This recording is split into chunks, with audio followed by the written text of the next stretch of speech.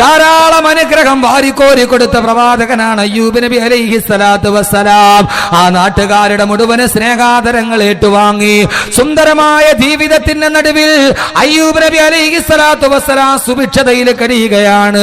ധാരാളം സമ്പത്ത് കൊടുത്ത് അല്ലാഹു അനുഗ്രഹിച്ച പ്രവാചകനാണ്.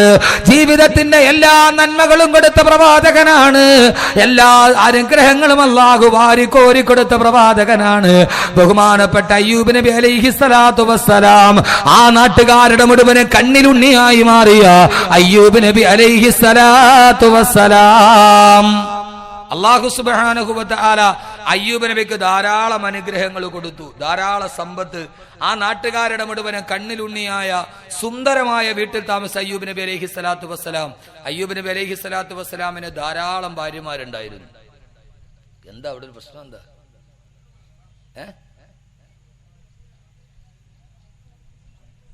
അത് കുഴപ്പമില്ല, പോട്ടെ, അവൻ വിട്ടേക്കും. ഫഖല്ലു സബീലഹു, നിങ്ങൾ ഇങ്ങോട്ട് വരി. ഞാൻ കഴിഞ്ഞ ആഴ്ച റാന്നീര് പോയെന്ന് പറഞ്ഞു. അവന് ലോട്ടറി ഹറാമാണ്. ഒരാളെ എൻ്റെ പൊന്നുസ്താദ് എൻ്റെ വയറ്റി പഴപ്പം മുട്ടിക്കരുത്, എൻ്റെ ലോട്ടറി കച്ചവടക്കാരന്. ഇനിയിപ്പോൾ അയാൾക്ക് വേണ്ടി വാത് പറയാൻ എനിക്ക് പറയാൻ പറ്റും? എന്നാൽ പിന്നെ മോട്ടെ, നിനക്ക് മാത്രം ഹലാലാണെന്ന് പറയാൻ പറ്റുമോ? കഴിയില്ലല്ലോ. ഞാൻ വാത് പറഞ്ഞോണ്ട് എനിക്ക് പരസ്യമായിട്ട് ഒരാൾ സ്റ്റേജിൽ നിന്ന് അറിയണ്ട, എൻ്റെ പൊന്നുസ്താദെ. അയാളൊരു ക്രൈസ്തവ സഹോദരനാണ്. ധാരാളം ആളുകളൊക്കെ കാണാൻ പറഞ്ഞു, ഉസ്താദ് അത് മാത്രം പറയരുത്. അല്ലാഹു സുബ്ഹാനഹു വ തആല പിന്നെ ഈ മദ്യഭാഗത്ത് നിന്നുണ്ടല്ലോ, പിന്നെ ഭയങ്കര പേടി അള്ളാനെ. അത് നിങ്ങൾ കണ്ടിട്ടില്ലേ? ഈ കള്ള് കുടിച്ചു കഴിഞ്ഞാൽ അവൻ റോഡിൽ കൂടെ വന്നാൽ, പള്ളി കണ്ടാൽ അപ്പുറത്ത് കാണുമ്പോഴേ ചെരുപ്പൂരി കൈ പിടിക്കും, മുണ്ടൊക്കെ അഴിച്ച് താഴെ ഇട്ട് അവിടെ അവൻ റുക്കൂയിലേ നടന്നു പോകും. എന്നാൽ അവന് സ്വബോധമുള്ള സമയത്താ പള്ളിയുടെ മുമ്പിൽ കൂടെ നടന്നു പോയാൽ മുണ്ടൊക്കെ അങ്ങ് തട്ടുപൊക്കി കൊടുക്കും. ഇനി പള്ളിയിലെ ഖത്തീബ് എങ്ങാനും അറിയാതെ പൊട്ടിക്കോ എന്നാൽ ഇച്ചിരി കൂടെ പൊക്കി കാണിച്ചു കൊടുക്കും. ഇത് അകത്ത് ചെന്ന് കഴിഞ്ഞാൽ പിന്നെ ഭയങ്കര പേടിയാണ്. അവിടെ എത്തിയാൽ കണ്ടെടുത്ത് കള്ളുകുടീനെ കണ്ടില്ലേ, പള്ളി കണ്ടാൽ ഭയങ്കര ആദരവാണ്. അതൊരു പ്രത്യേക സ്വഭാവമാണ്. ഏതായാലും പോട്ടെ, എൻ്റെ പ്രിയപ്പെട്ട സഹോദരങ്ങളെ, അല്ലാഹു സുബ്ഹാനഹു വ തആല നമ്മെ നന്മകൾ കേൾക്കുന്ന സമൂഹമായി അല്ലാഹു സ്വീകരിക്കട്ടെ. എൻ്റെ സഹോദരങ്ങൾ, നല്ല ഒരു സദസ്സ് അല്ലാഹു വിശുദ്ധമായ ഖുർആൻ അല്ലാഹു പഠിക്കാൻ തൗഫീഖ് നൽകട്ടെ. ഞാൻ പറയുന്ന ഖുർആൻ മാത്രമാണ്. ഫി ലൗഹിൽ ഖുർആൻ, ഖുർആന്റെ വെളിച്ചത്തിലൂടെ, ഫി ദിലാലിൽ ഖുർആൻ, ഖുർആന്റെ തണലിലൂടെ നമ്മുടെ നിത്യജീവിതം അത് അള്ളാഹുമായിട്ട് എത്രത്തോളം ബന്ധപ്പെട്ട് കിടക്കുന്നു, നമ്മൾ എത്ര നന്ദിയുള്ളവരാണ് അള്ളാഹുവിനോട്. തൗഹീദ് എന്താണ് എന്ന് നമ്മുടെ നിത്യജീവിതത്തിന്റെ നിതാന്ത വേദനകളുടെ നടുവിൽ ഒരു നെരിപ്പോടായി പായി പോകുന്ന ജീവിതത്തിലൂടെ നടന്നു പോകുമ്പോൾ പലപ്പോഴും അള്ളാഹുവിനോടുള്ള അടിമകളായ നമ്മുടെ സമീപനം എങ്ങനെയാണെന്ന് അയ്യൂബ് നബിയുടെ ജീവിതത്തിലൂടെ പഠിക്കാം. ഖുർആൻ ധാരാളം സംഭവങ്ങൾ പറയുന്നുണ്ട്. ഇൻഷാ അല്ലാഹ് നമുക്ക് സംസാരിക്കാം. അള്ളാഹു ആരോഗ്യം നിലനിർത്തി തരുമാറാകട്ടെ. ഒരു പരിപാടി കഴിഞ്ഞൊരു 120 കിലോമീറ്റർ സഞ്ചരിച്ച് ഇവിടം വരെ വന്നതിൻ്റെ വിഷമം എനിക്കുണ്ട്. എന്നാൽ നിങ്ങളൊന്ന് നന്നായിട്ട് സഹകരിച്ചാൽ അത് മറികടക്കാൻ കഴിയും എന്നാണ് എൻ്റെ പ്രതീക്ഷ. അയ്യൂബ് നബി അലൈഹി സ്വലാത്തു വസ്സലാം ധാരാളം അനുഗ്രഹങ്ങളുണ്ട്, ധാരാളം സമ്പത്ത് അല്ലാഹു വാരിക്കോരി കൊടുത്തു. നാട്ടുകാരുടെ മുഴുവനും കണ്ണിലുണ്ണിയായിരുന്നു. ബഹുമാനപ്പെട്ട അയ്യൂബ് നബി അലൈഹി സ്വലാത്തു വസ്സലാമിന് ധാരാളം ഭാര്യമാരുണ്ടായിരുന്നു. അയ്യൂബ് നബി അലൈഹി സ്വലാത്തു വസ്സലാമിന് ധാരാളം ഭാര്യമാരുണ്ടായിരുന്നു. ഇത് കേട്ടിട്ടത് അയ്യൂബ് നബി അലൈഹി സ്വലാത്തു വസ്സലാമിന്റെ കാലഘട്ടത്തിലാണ്. അയ്യൂബ് നബിക്ക് ധാരാളം ഉണ്ടെങ്കിൽ എന്നാൽ പിന്നെ എനിക്ക് ഒന്നുകൂടി ആകാമെന്ന് പറഞ്ഞ് നാളെ കോഴിക്കോട് വാസിന്റെ കൈ കാണിക്കരുത്. അത് അന്നത്തെ ശരീഅത്തിന്റെ ആ കാലഘട്ടത്തിന്റെ ചില നിബന്ധനകളൊക്കെ ഉണ്ട്. അപ്പൊ അയ്യൂബ് നബി അലൈഹി സ്വലാത്തു വസ്സലാമിന് ധാരാളം ഭാര്യമാരുണ്ടായിരുന്നു. അതുകൊണ്ട് തന്നെ അയ്യൂബ് നബിക്ക് ധാരാളം ഭാര്യമാരുണ്ടായിരുന്നത് കൊണ്ട് ധാരാളം ഭാര്യമാരുണ്ടായതുകൊണ്ട് അയ്യൂബ് നബിക്ക് ധാരാളം മക്കളുണ്ടായിരുന്നു. ധാരാളം മക്കൾ. അള്ളാഹു നമ്മുടെ മക്കളെ അള്ളാഹു സാലിഹ്യങ്ങളാക്കി തരട്ടെ. ധാരാളം മക്കളുണ്ടായിരുന്നു. അതൊരു വലിയ അനുഗ്രഹമാണ്. പക്ഷെ നമുക്ക് മക്കൾ വളരെ കുറവാണ്. കാരണം പണ്ടൊക്കെ എല്ലാം പേറായിരുന്നു, ഇപ്പം എല്ലാം കീറാണ്, സിസേറിയൻ. അതുകൊണ്ട് 2 or 3 ഒക്കെ പറ്റുള്ളൂ. ഇതാ ഗവൺമെന്റ് കോളേജിൽ എവിടെ ചേർത്തലയിലാണ്, ഇന്ന് രാവിലെ പത്രത്തിൽ കണ്ടില്ല, ഒരാഴ്ചക്കുള്ളിൽ എത്ര സിസേറിയൻ? ഒരു ദിവസം തന്നെ 11 സിസേറിയൻ. അത് വാശിക്കാണ് അവർ കീറണത്. ഒരു ഡോക്ടർ 2 എണ്ണം ചെയ്ത് ആ സമയം കൊണ്ട് ഞാൻ 3 എണ്ണം ചെയ്യും. എൻ്റെ പ്രിയപ്പെട്ട സഹോദരങ്ങളെ, ലോകത്തിന്റെ സാമൂഹിക അവസ്ഥ, ഓപ്പറേഷൻ ടേബിളിൽ മലർത്തിക്കിടക്കുന്ന മനുഷ്യജന്മത്തിനോട് പിടിവാശി കാണിക്കുന്ന വിവരമുണ്ടെന്ന് പറയുന്ന ഒരു സമൂഹത്തിന്റെ മുമ്പിൽ എന്ത് പറയാനാ? നമ്മൾ കാണുന്നതല്ലേ കശുമാവില് കായ്ച്ചു കിടക്കുന്ന ഈ പെരുവിരലിന്റെ, മനുഷ്യന്റെ പെരുവിരലിന്റെ വലിപ്പമില്ലാത്ത കശുവണ്ടിയുടെ വില പോലും മനുഷ്യനില്ല എന്ന ഒരു വലിയ സത്യത്തിന്റെ നടുവിലാണ് നമ്മൾ നിൽക്കുന്നത്. എൻഡോസൾഫാൻ എന്ന മാരകമായ കീടനാശിനി മനുഷ്യജന്മത്തെ തകർത്തെറിയുമ്പോൾ കാസർഗോഡിലെ കശുമാവിന് വേണ്ടി തളിക്കുന്ന സാധനമാണ് എൻഡോസൾഫാൻ. ആ കശുമാവിൽ ഈ കശുവണ്ടി കായ്ക്കാൻ വേണ്ടിയാണല്ലോ ഇതെല്ലാം ഉണ്ടാക്കുന്നത്. ആ കശുവണ്ടിയുടെ വില പോലും മനുഷ്യന് കൽപ്പിക്കുന്നില്ല എന്ന് പറയുന്ന ഒരു ദുരവസ്ഥയിലല്ലേ നമ്മൾ നിൽക്കുന്നത്. കശുമാവിനാണല്ലോ അവിടെ തളിക്കുന്നത്. ധാരാളം കശുമാവുണ്ട് ഇവിടെ. ഈ സ്ഥലത്തിന്റെ പേരെന്തോ? ചുറ്റുമൂല. ചുറ്റുമൂല. ചുറ്റുമൂല. അത് ചുറ്റുമൂല ആയിരിക്കും. കശുവണ്ടിക്ക് വേണ്ടി ഉപയോഗിക്കുന്ന ഒരു സാധനം മനുഷ്യനൊരു വിലയുമില്ല. സിസേറിന് വേണ്ടി വരുന്ന മാതൃത്വത്തെ കീറിമുറിക്കുന്നു. MBBSന്റെ വിദ്യാഭ്യാസം ഉണ്ടായിട്ട് എന്ത് കാര്യം? ഒരു മനുഷ്യന് അറിവുണ്ടായാൽ മാത്രം പോരാ, തിരിച്ചറിവും കൂടി ഉണ്ടാവണം. അറിവ് ആർക്കും കിട്ടും, തിരിച്ചറിവ് എല്ലാവർക്കും കിട്ടില്ല. ആ തിരിച്ചറിവുണ്ടാകണമെങ്കിൽ ഇതുപോലെയുള്ള ധാർമ്മികതയുടെ സ്വഭാവം വേണം. അള്ളാഹു മനസ്സിലാക്കാൻ തൗഫീഖ് നൽകട്ടെ. കുറച്ച് വിദ്യാഭ്യാസം ഉണ്ടായി എന്ന് വിചാരിച്ചിട്ട് ലോകത്തൊന്നും നേടാൻ പറ്റൂല. കാരണം സ്കൂളിൽ പോയി പഠിച്ചാൽ, കോളേജിൽ പഠിച്ചാൽ ഫിസിക്സിന്റെ സാറ് പഠിപ്പിച്ചു തരും E=mc² എന്ന് പറഞ്ഞാൽ ദ്രവ്യ പരിവർത്തനത്തിലൂടെ ഊർജ്ജമുണ്ടാകും. രണ്ട് ദ്രവ്യങ്ങൾ കൂട്ടിച്ചേർത്തതിന് പരിവർത്തനം ഉണ്ടാക്കിയാൽ അതിലൂടെ ഊർജം കിട്ടുമെന്ന് സയൻസിന്റെ പ്രൊഫസർ പഠിപ്പിച്ചു തരും. പക്ഷേ ഊർജം കിട്ടുമെന്ന് വരെ അവർ പഠിപ്പിക്കുകയുള്ളൂ. ആ കിട്ടുന്ന ഊർജം നിന്റെ സഹോദരനെതിരെ ചെലവഴിക്കരുതെന്ന് പറയണമെങ്കിൽ ഈ ആത്മീയത വേണം, ഈ ഖുർആൻ വേണം. ബയോളജി പ്രകാരം സ്വന്തം ഭാര്യയിലുണ്ടാകുന്ന കുഞ്ഞും അന്യന്റെ ഭാര്യയിലുണ്ടാകുന്ന കുഞ്ഞും തമ്മിൽ ജീവശാസ്ത്രപരമായി ഒരു വ്യത്യാസവുമില്ല. പക്ഷെ സ്വന്തം ഭാര്യയിലുണ്ടാകുന്ന കുഞ്ഞ് നന്മയും അടുത്തവന്റെ ഭാര്യയിൽ നമുക്കുണ്ടാകുന്ന കുഞ്ഞ് തിന്മയുമാണെന്ന് പഠിപ്പിക്കണമെങ്കിൽ അതിന് ആത്മീയത വേണം, മതം വേണം, ഖുർആൻ വേണം. E=mc² എന്ന ദ്രവ്യപരിവർത്തന സിദ്ധാന്തത്തിലൂടെയാണ് ഹിരോഷിമയിലും നാഗസാക്കിയിലും ആറ്റം ബോംബ് വർഷിച്ചത് അമേരിക്ക. ആൽബർട്ട് ഐൻസ്റ്റീനാണ് ദ്രവ്യപരിവർത്തന സിദ്ധാന്തം കണ്ടുപിടിച്ചത്. ഹിരോഷിമയിലും നാഗസാക്കിയിലും കത്തിക്കരിഞ്ഞു കിടക്കുന്ന ആയിരക്കണക്കിന് മൃതദേഹങ്ങളെ കണ്ടപ്പോ ഞാൻ കണ്ടുപിടിച്ച ഒരു ആശയമാണല്ലോ ഇവരെ കൊന്നതെന്നോർത്തിട്ട് ആൽബർട്ട് ഐൻസ്റ്റീൻ ഹിരോഷിമയിൽ നിന്ന് പൊട്ടിക്കരഞ്ഞു എന്നാണ്. ദൈവമേ, അടുത്ത ജന്മത്തിൽ ഒരു ചെരുപ്പ് കുത്തിയായി ജനിച്ചാലും എനിക്കിനി ഒരു ശാസ്ത്രജ്ഞനായിട്ട് ജനിക്കണ്ടെന്ന് പൊട്ടിക്കരഞ്ഞു ആൽബർട്ട് ഐൻസ്റ്റീൻ ഹിരോഷിമയിലും നാഗസാക്കിയിലും മനുഷ്യർ വീഴുന്നത് കണ്ടിട്ട്. അതുകൊണ്ട് വിദ്യാഭ്യാസം, അറിവുണ്ടായാൽ പോരാ, തിരിച്ചറിവുണ്ടാകണം. ആ തിരിച്ചറിവിന്റെ സദസ്സാണിത്. അള്ളാഹു നമുക്ക് തിരിച്ചറിവ് നൽകി അനുഗ്രഹിക്കുമാറാകട്ടെ. അയ്യൂബ് നബി അലൈഹി സ്വലാത്തു വസ്സലാമിന് ധാരാളം മക്കളും ഉണ്ടായിരുന്നു, ധാരാളം സമ്പത്ത്, ധാരാളം ഭാര്യമാർ. അവരോടൊപ്പം തന്നെ കൊട്ടാര സമാനമായ വീടിന്റെ നടുവിൽ, സാഹചര്യത്തിന്റെ നടുവിൽ കാണാൻ സൗകുമാര്യമുള്ള മക്കളുമായി അരോഗദൃഢഗാത്രനായി അയ്യൂബ് നബി അലൈഹി സ്വലാത്തു വസ്സലാം ജീവിച്ചു കൊണ്ടിരിക്കുമ്പോ അല്ലാഹു സുബ്ഹാനഹു വ തആല അയ്യൂബ് നബി അലൈഹി സ്വലാത്തു വസ്സലാമിന് ഒരു പരീക്ഷണം നൽകി.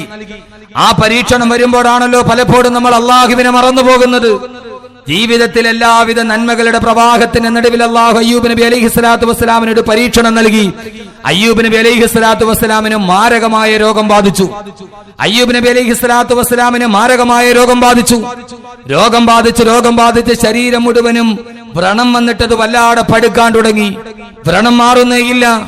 ചരിത്രത്തിൽ കാണാം അയ്യൂബ് നബി അലൈഹി സ്വലാത്തു വസ്സലാമിന്റെ നാവും ഹൃദയവും ഒടിച്ചു ശരീരം മുഴുവനും പടുത്തു വിറങ്ങലിക്കാൻ തുടങ്ങി. ചികിത്സിച്ച് അയ്യൂബ് നബി അലൈഹി സ്വലാത്തു വസ്സലാമിന്റെ സമ്പത്ത് മുഴുവനും നഷ്ടപ്പെട്ടു. അയ്യൂബ് നബി അലൈഹി സ്വലാത്തു വസ്സലാമിന്റെ മക്കൾ മുഴുവനും ഓരോരുത്തരായി മരിച്ചു വീഴാൻ തുടങ്ങി.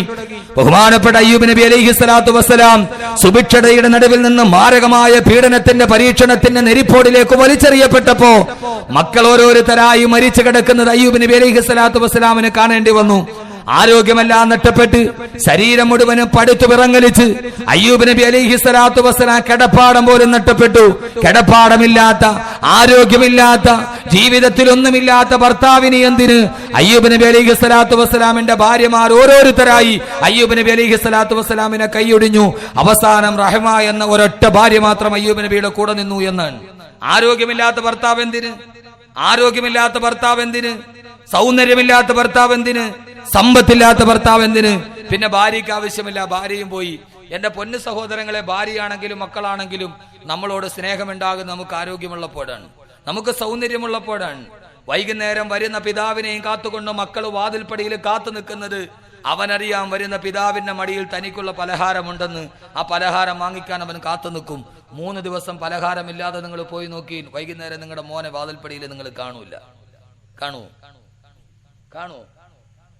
ഭാര്യ നമ്മളെ കാത്തു നിൽക്കുന്നപ്പോഴാ ഗൾഫിൽ നിന്ന് വരുമ്പോൾ അവൾക്കുള്ള മഴത്തുള്ളിക്കിലുക്കത്തിന്റെ കമ്മലും വാങ്ങിച്ച് സുന്ദരമായിട്ട് മാപ്പിള വരുന്നുണ്ടെന്ന് ഓർത്തിട്ടാണ് അവൾ സുന്ദരിയായിട്ട് അണിഞ്ഞൊരുങ്ങി കാത്തു നിൽക്കുന്നത്.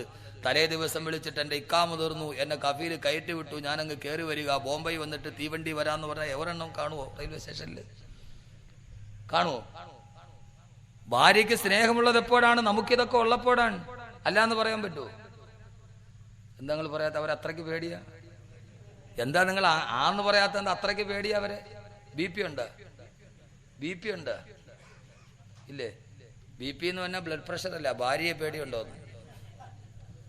ഇപ്പൊ ബി പി എന്ന് പറഞ്ഞാൽ ബ്ലഡ് പ്രഷർ അല്ല, ബി പി, ഭാര്യയെ പേടിയുണ്ടോന്ന്. ആരാണെങ്കിലും ശരി, എന്റെ പ്രിയപ്പെട്ട സഹോദരിമാരെ, നിങ്ങളും പണം കണ്ട, കാരണം നിങ്ങൾ ഇച്ചിരി സ്വർണം തന്നെ ഭാവങ്ങളെ കെട്ടിച്ചു കൊടുക്കാൻ. ഭർത്താവിന് നിങ്ങളോട് സ്നേഹമുള്ളതെപ്പോഴാണ്? സൗന്ദര്യമുള്ളപ്പോ, ആരോഗ്യമുള്ളപ്പോ. ബഹുമാനപ്പെട്ട അയ്യൂബ് നബി അലൈഹി സ്വലാത്തു വസ്സലാം മാരകമായ പരീക്ഷണമാണ് കടന്നു വരിക. എല്ലാം ജീവിച്ചിന്റെ എല്ലാ നന്മകൾ ആസ്വദിച്ചു കൊണ്ടിരിക്കുമ്പോ, ആവോളം സമ്പത്തുണ്ടായിരിക്കുമ്പോ അതാ മാരകമായ രോഗം വരികയാണ്.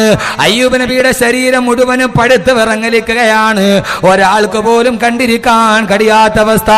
ഭാര്യമാർ ഓരോരുത്തരായി കൈയൊടിഞ്ഞു. അയ്യൂബ് നബി ഏകനായി മാറുമ്പോ നാട്ടുകാർ വന്നിട്ട് പറഞ്ഞു, അയ്യൂബേ, നിനക്ക് പകർച്ചവ്യാധി പിടിപെട്ടിരിക്കുകയാണ്. ഈ നാട്ടിൽ താമസിച്ചാൽ ഞങ്ങൾക്ക് രോഗം പടർന്നു പിടിക്കാൻ സാധ്യതയുണ്ട്.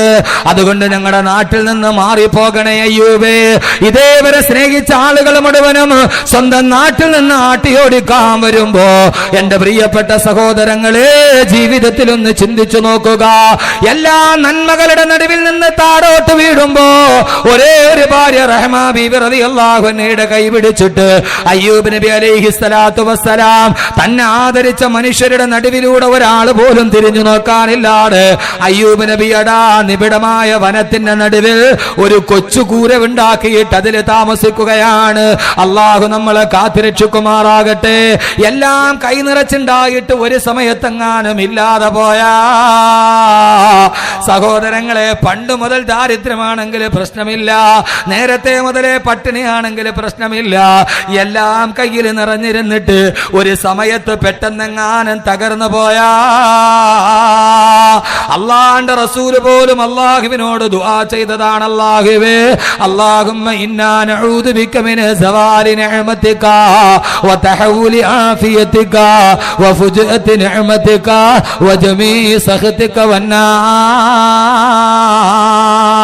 അല്ലാഹുവേ, അല്ലാഹുവേ, അല്ലാഹുവേ, അല്ലാഹുമ്മ ഇന്നാ നഊദു ബിക, അല്ലാഹുവേ, നിന്നോട് ഞാൻ കാവലിനെ തേടുകയാണ്. മിൻ സവാലി നിഅമതിക, നീ എനിക്ക് തന്ന ആഗ്രഹങ്ങൾ എങ്ങാനും ഒന്ന് പെട്ടെന്നൊന്ന് മാറിപ്പോകുന്നതിനെ നിന്ന് അല്ലാഹുവേ, നിന്നോട് ഞാൻ കാവലിനെ തേടുകയാണ്. എന്റെ സഹോദരങ്ങളെ ആവർത്തിച്ച് ഞാൻ ഓർമ്മിപ്പിക്കുകയാണ്, അല്ലാഹു തന്നിരിക്കുന്ന അനുഗ്രഹമൊന്ന് നീങ്ങിപ്പോകാതിരിക്കാൻ ഒരൊറ്റ രോഗമൊന്ന് ജീവിതത്തിലോട്ട് കടന്നു വന്നാൽ പോരെ. ഒരു മാരകമായ രോഗമെങ്ങാനും കടന്നു വന്നാ സമ്പാദിച്ചതെല്ലാം നഷ്ടപ്പെട്ടു പോകുമ്പോ, സമ്പാദിച്ചതെല്ലാം നഷ്ടപ്പെട്ടു പോകുമ്പോ ഒരിക്കലും റഹ്മാനായ റബ്ബി വിനീതന്റെ കൺമുമ്പിൽ ഒരു വല്ലാത്ത കാഴ്ച കാണിച്ചു തന്നു. ഒരു ദിവസം ഞാൻ എന്റെ ജീവിതത്തിന്റെ എല്ലാ നന്മകളുടെ നടുവിലൂടെ നടക്കുമ്പോഴും ഇപ്പോഴും എനിക്ക് ആ ചരിത്രം മാറിയിട്ടില്ല. പെട്ടെന്ന് ഞാൻ ഓർമ്മയിൽ നിന്നെടുത്തു പറയുകയാ. ഒരു ദിവസം ഞാൻ ജോലി ചെയ്യുന്ന എന്റെ പള്ളിയിലേക്ക് വെള്ളിയാഴ്ച ദിവസമാണ്.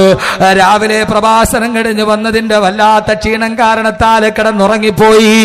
ആ സമയത്ത് ജുമയുടെ തിരക്ക് പിടിച്ച സമയത്താണ് എഴുന്നേൽക്കുന്നത്. പെട്ടെന്ന് കുളിച്ച് റെഡിയായി വീടിന്റെ തൊട്ടടുത്തുള്ള പള്ളിയിലോട്ട് കടന്നു ചെല്ലുമ്പോ, പള്ളിയുടെ ഗേറ്റ് നടന്നിട്ട് ഞാൻ എന്റെ വാഹനത്തിൽ പോയി ഇറങ്ങുമ്പോ, വെള്ളിയാഴ്ച പതിവ് പോലെ ജുമാ മസ്ജിദിന്റെ പടിവാതിക്കല് ധാരാളം യാചകര് നിൽക്കുന്നുണ്ട്. ആ സമയത്ത് ഞാനൊരു ചെറുപ്പക്കാരനായ ഒരു 40-45 വയസ്സുള്ള ഒരു മനുഷ്യനെ കണ്ടു. ഒരു വെള്ള തോർത്തുകൊണ്ട് തന്റെ വലത്തെ കവിള ഇങ്ങനെ പൊത്തിപ്പിടിച്ചുകൊണ്ട് നിൽക്കുന്ന ഒരു മനുഷ്യന് എന്നെ കണ്ടതേ വല്ലാത്ത പരിചയഭാവത്തോടെ അയാൾ ഓടി വന്നു. പക്ഷേ ജുമയ്ക്ക് കയറേണ്ട വല്ലാത്ത തിരക്ക് കാരണത്താൽ ഏതാണ്ട് സമയം ജുമയുടെ ബാങ്ക് വിളിക്കേണ്ട സമയമായി.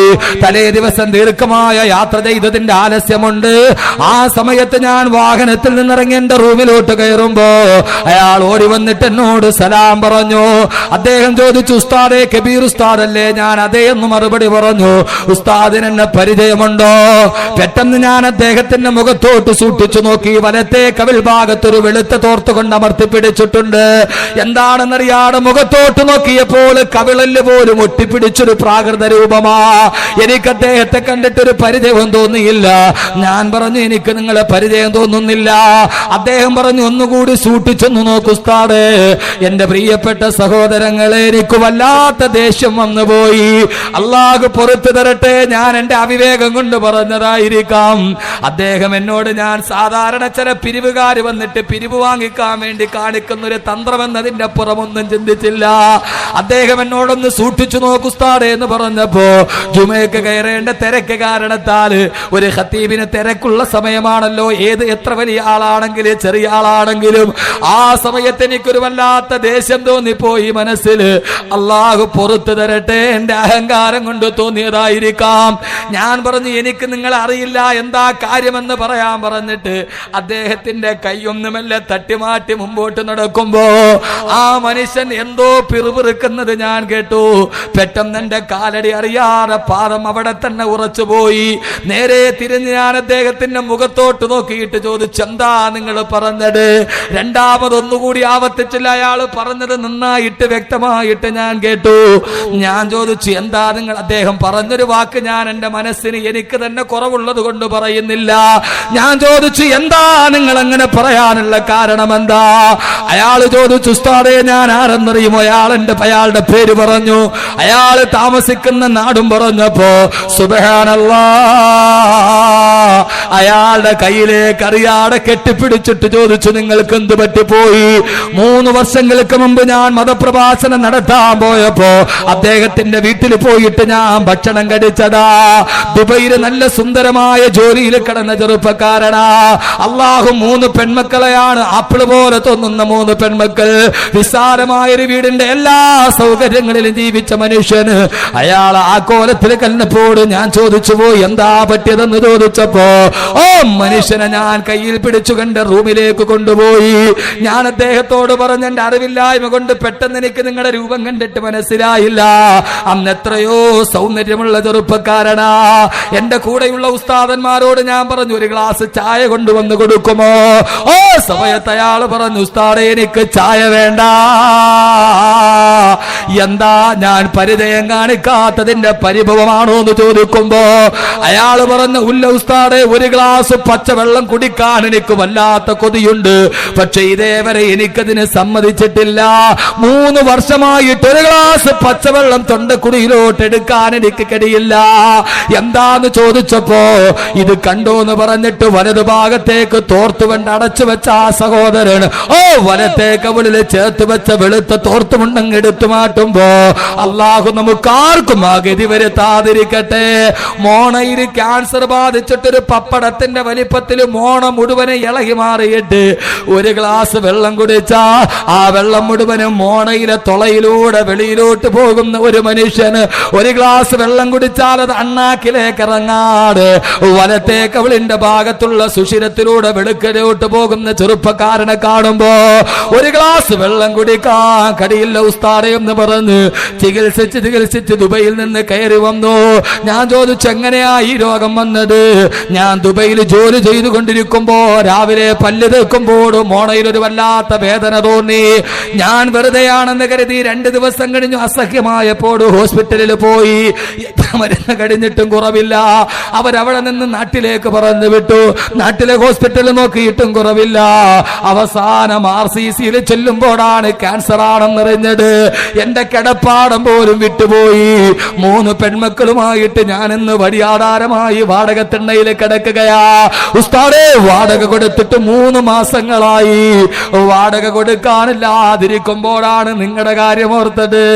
അതുകൊണ്ട് ഇന്ന് വെള്ളിയാഴ്ച ദിവസം എനിക്ക് എനിക്ക് കേറിക്കിടക്കാൻ, ഒരു മാസത്തെ വാടക കൊടുക്കാൻ ഒരു സഹായം എനിക്ക് ചെയ്തു തരുമോ എന്ന് ചോദിച്ചിട്ട് എന്റെ മുമ്പിൽ വന്ന ചെറുപ്പക്കാരന് അൽഹംദുലില്ലാഹ് എല്ലാ സദസ്സിലും ദുആ ചെയ്ത് ഒരല്പം ശമനമൊക്കെ വന്നിട്ടുണ്ട്. ഒരു 2 സെന്റ് സ്ഥലം വീണ്ടും വാങ്ങിച്ചിട്ട് അവിടെ ഒരു കെട്ടിടത്തിന്റെ പണി തുടങ്ങിയിട്ടുണ്ട്. അള്ളാഹുവിന്റെ അനുഗ്രഹം കൊണ്ട് ധാരാളം ആളുകൾ സഹായിച്ചിട്ടുണ്ട്. എന്റെ പ്രിയപ്പെട്ട സഹോദരങ്ങളെ, റബ്ബിനോട് ദുആ ചെയ്തോ? എന്റെ പൊന്നു ചെറുപ്പക്കാരാ,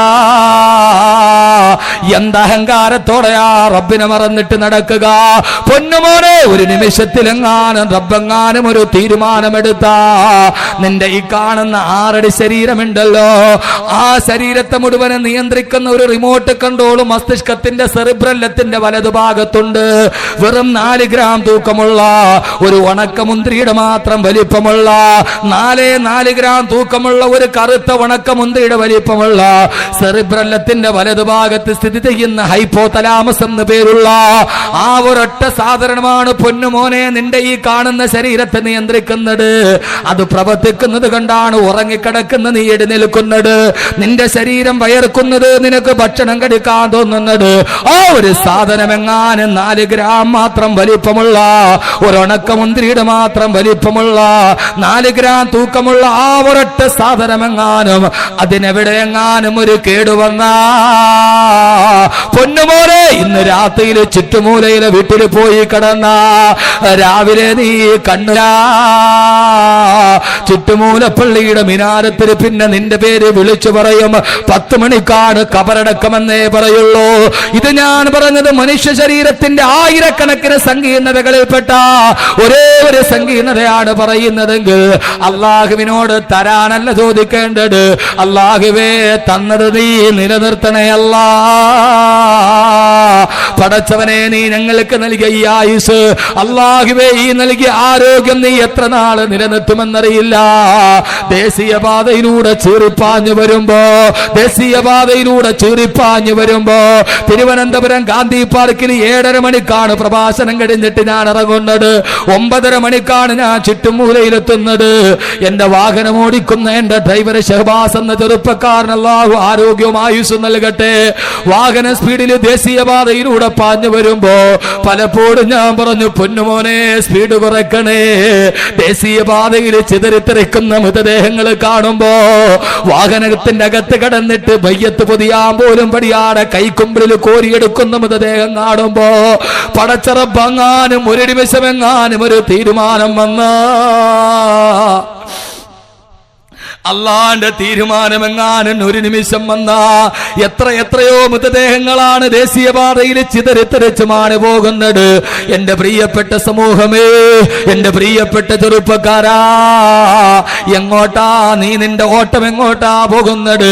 പടച്ചറബെങ്ങാനും ഒരു ദിവസമെന്ന് തീരുമാനിച്ചു കഴിഞ്ഞാ സൂര്യനെ പടച്ചറബ്, ചന്ദ്രനെ പടച്ചറബ്, ആ ചന്ദ്രന്റെ നിഴല് സൂര്യന്റെ നേരെയാക്കിയിട്ട് സൂര്യഗ്രഹണം നടത്തുന്ന റബ്ബ്, ഓ റബ്ബ് ാനും ഒരു ദിവസം ഒന്ന് തീരുമാനിച്ച ജപ്പാനിൽ സുനാമിയുടെ തിരമാല അഞ്ഞടിപ്പിച്ച തമ്പുരാനില്ലേ, ജപ്പാനിൽ ഭൂകമ്പം ഉണ്ടാകുമ്പോൾ സർവ്വ വിദേശക്കാരും ഭൂമിയിൽ നിന്ന് ഇറങ്ങി ഓടുകയാ. ഒരൊറ്റ ജപ്പാൻകാരൻ പോലും ജപ്പാന്റെ വീട്ടിൽ നിന്നിറങ്ങിയില്ല. കാരണം എന്താ? അവരതേവരെ വിശ്വസിച്ചിരുന്ന അവരുടെ കെട്ടിടങ്ങൾക്ക് ഭൂകമ്പത്തെ പ്രതിരോധിക്കാനുള്ള ശക്തിയുണ്ടെന്നാണ്. എല്ലാ വിദേശികളും ഇറങ്ങി ഓടുമ്പോഴും തങ്ങൾ കെട്ടിയുണ്ടാക്കി ഈ കെട്ടിടത്തിന്റെ ഉള്ളിൽ തങ്ങൾ സുരക്ഷിതരാണെന്ന് ഓർത്തിയിട്ട് വ്യാമോഹത്തോടെ കടന്നുപോയ ജപ്പാനിലെ മൂക്ക് ചപ്പിയ വെള്ളക്കാരെവിടെ ഈ പാട്ടകളെ പോലെ കടലിന്റെ തിരമാലകളിലൂടെ അലഞ്ഞു നടക്കുമ്പോ അള്ളാന്റെ കുതിരത്തിനെ ഓർക്കണേ. അള്ളാഹു ഒരു അനുഗ്രഹം നൽകുന്നതല്ല. പക്ഷേ എന്റെ പ്രിയപ്പെട്ട പൊന്നു ചെറുപ്പക്കാരാ, നിന്നെ സൃഷ്ടിച്ച റബ്ബ്, നിനക്ക് ഭക്ഷണം നൽകിയ റബ്ബ്, നിനക്ക് ആരോഗ്യം നൽകിയ റബ്ബ്, ആ അള്ളാഹ്ക്ക് വേണ്ടി 5 വക്ത് നിസ്കാരമെങ്കിലും പൊന്നുമോനെ നീ ചെയ്തിട്ടുണ്ടോ? പടച്ച റബ്ബിനെതിരെ അഹങ്കാരത്തോടെ നീ നെഞ്ചും വിരിച്ച് നടന്നു പോകുമ്പോ അള്ളാഹു അനുഗ്രഹം നൽകാനല്ല, അള്ളാഹുവേ നൽകിയ അനുഗ്രഹം നീ നിലനിർത്തി തരണയല്ല. ആത്മാർത്ഥമായിട്ട് റബ്ബിനോട് ആമീൻ പറഞ്ഞോ. അള്ളാഹുവേ, അള്ളാഹുവേ നൽകിയതല്ല നിലനിർത്തി തരണയല്ല. അള്ളാഹുവേ നിലനിർത്തി തരണേ തമ്പുരാനെ.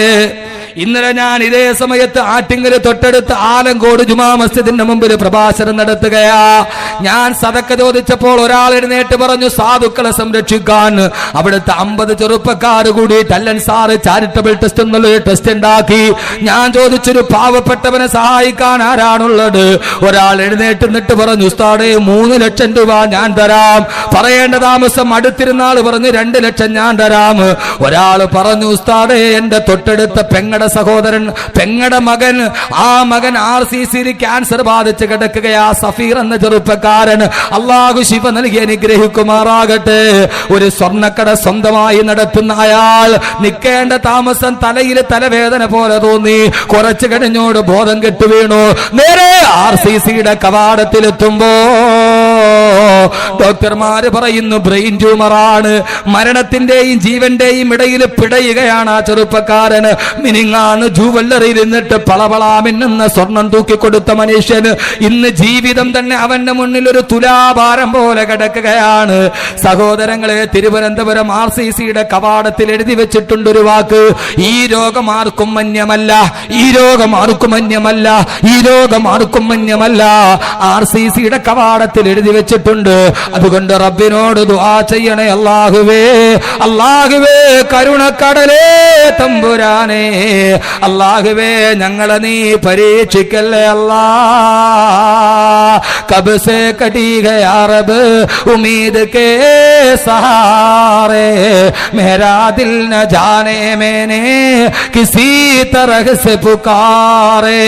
അല്ലാഹുവേ, അല്ലാഹുവേ, എത്ര നാൾ കൊണ്ട് യാചകനെ പോലെ നിന്റെ പടിവാതിലെ കടന്നിട്ട് പരിദേവനങ്ങളും പരാതികളും പരിഭവങ്ങളും പരാധീനതകളും പടച്ച റബ്ബിനോട് പറയുന്നു തമ്പുരാനെ. അല്ലാഹുവേ, നീ ഞങ്ങളുടെ ദുആകളെ കേൾക്കണേ അല്ലാ. അല്ലാഹു സുബ്ഹാനഹു വ തആല തന്ന അനുഗ്രഹങ്ങൾ അല്ലാഹു മരിക്കുന്നത് വരെ നിലനിർത്തി തരട്ടെ. സഹോദരങ്ങളെ, പണ്ട് മുതലേ ഇല്ലെങ്കിൽ കുഴപ്പമില്ല, പക്ഷെ എല്ലാത്തിൻ്റെയും നടുവിൽ നിന്നിട്ട് ഒരു നിമിഷം നഷ്ടപ്പെട്ട് മറ്റൊരുവന്റെ മുമ്പിൽ കൈ നീട്ടേണ്ട അവസ്ഥ അല്ലാഹു നമ്മൾ ഓരോരുത്തരെയും കാത്തുരക്ഷിക്കട്ടെ. ആമീൻ പറയും. മനുഷ്യന്മാരെ, നിങ്ങൾ എത്ര മനുഷ്യന്മാരായത്? അല്ലാഹു കാത്തുരക്ഷിക്കട്ടെ. അതോ അല്ലാഹുക്കും മേലെയാണോ നമ്മൾ? അല്ലാഹുക്കും മേലെയാണോ നമ്മൾ? അല്ലാഹുക്കും മേലെയാണെന്ന് പറഞ്ഞ ഒരാളെ ഉള്ളൂ. ഫറോവയോട് മൂസയോട് ഫറോവ ചോദിച്ചു, മൂസ നിന്റെ അല്ല ആരാ? മൂസാ നബി പറഞ്ഞു, അല്ലദീ യുനസ്സിലുൽ ഗൈസ, ആകാശത്ത് നിന്ന് മഴ വർഷിപ്പിക്കുന്നവനാണ് എന്റെ അല്ലാ. ഇത് കേട്ട ഫിർഔൻ പൊട്ടിച്ചിരിച്ചിട്ട് പറഞ്ഞു, മൂസ എന്നാലും നിന്റെ അല്ലാഹ്ക്കും മേലെ ഞാനാ. കാരണം മഴ പെയ്യണമെങ്കിൽ ഭൂമി വേണ്ടേ? ഭൂമി ആരുടേതാ? ഭൂമി ആരുടേതാ? എന്റെയാണ്. അനല്ലദീ മുൽക്കു മിസ്റ. അന്ന് പറഞ്ഞ ഒരാളെ ഉള്ളു, അല്ലാഹ്ക്ക് മേലെയാ ഞാൻ.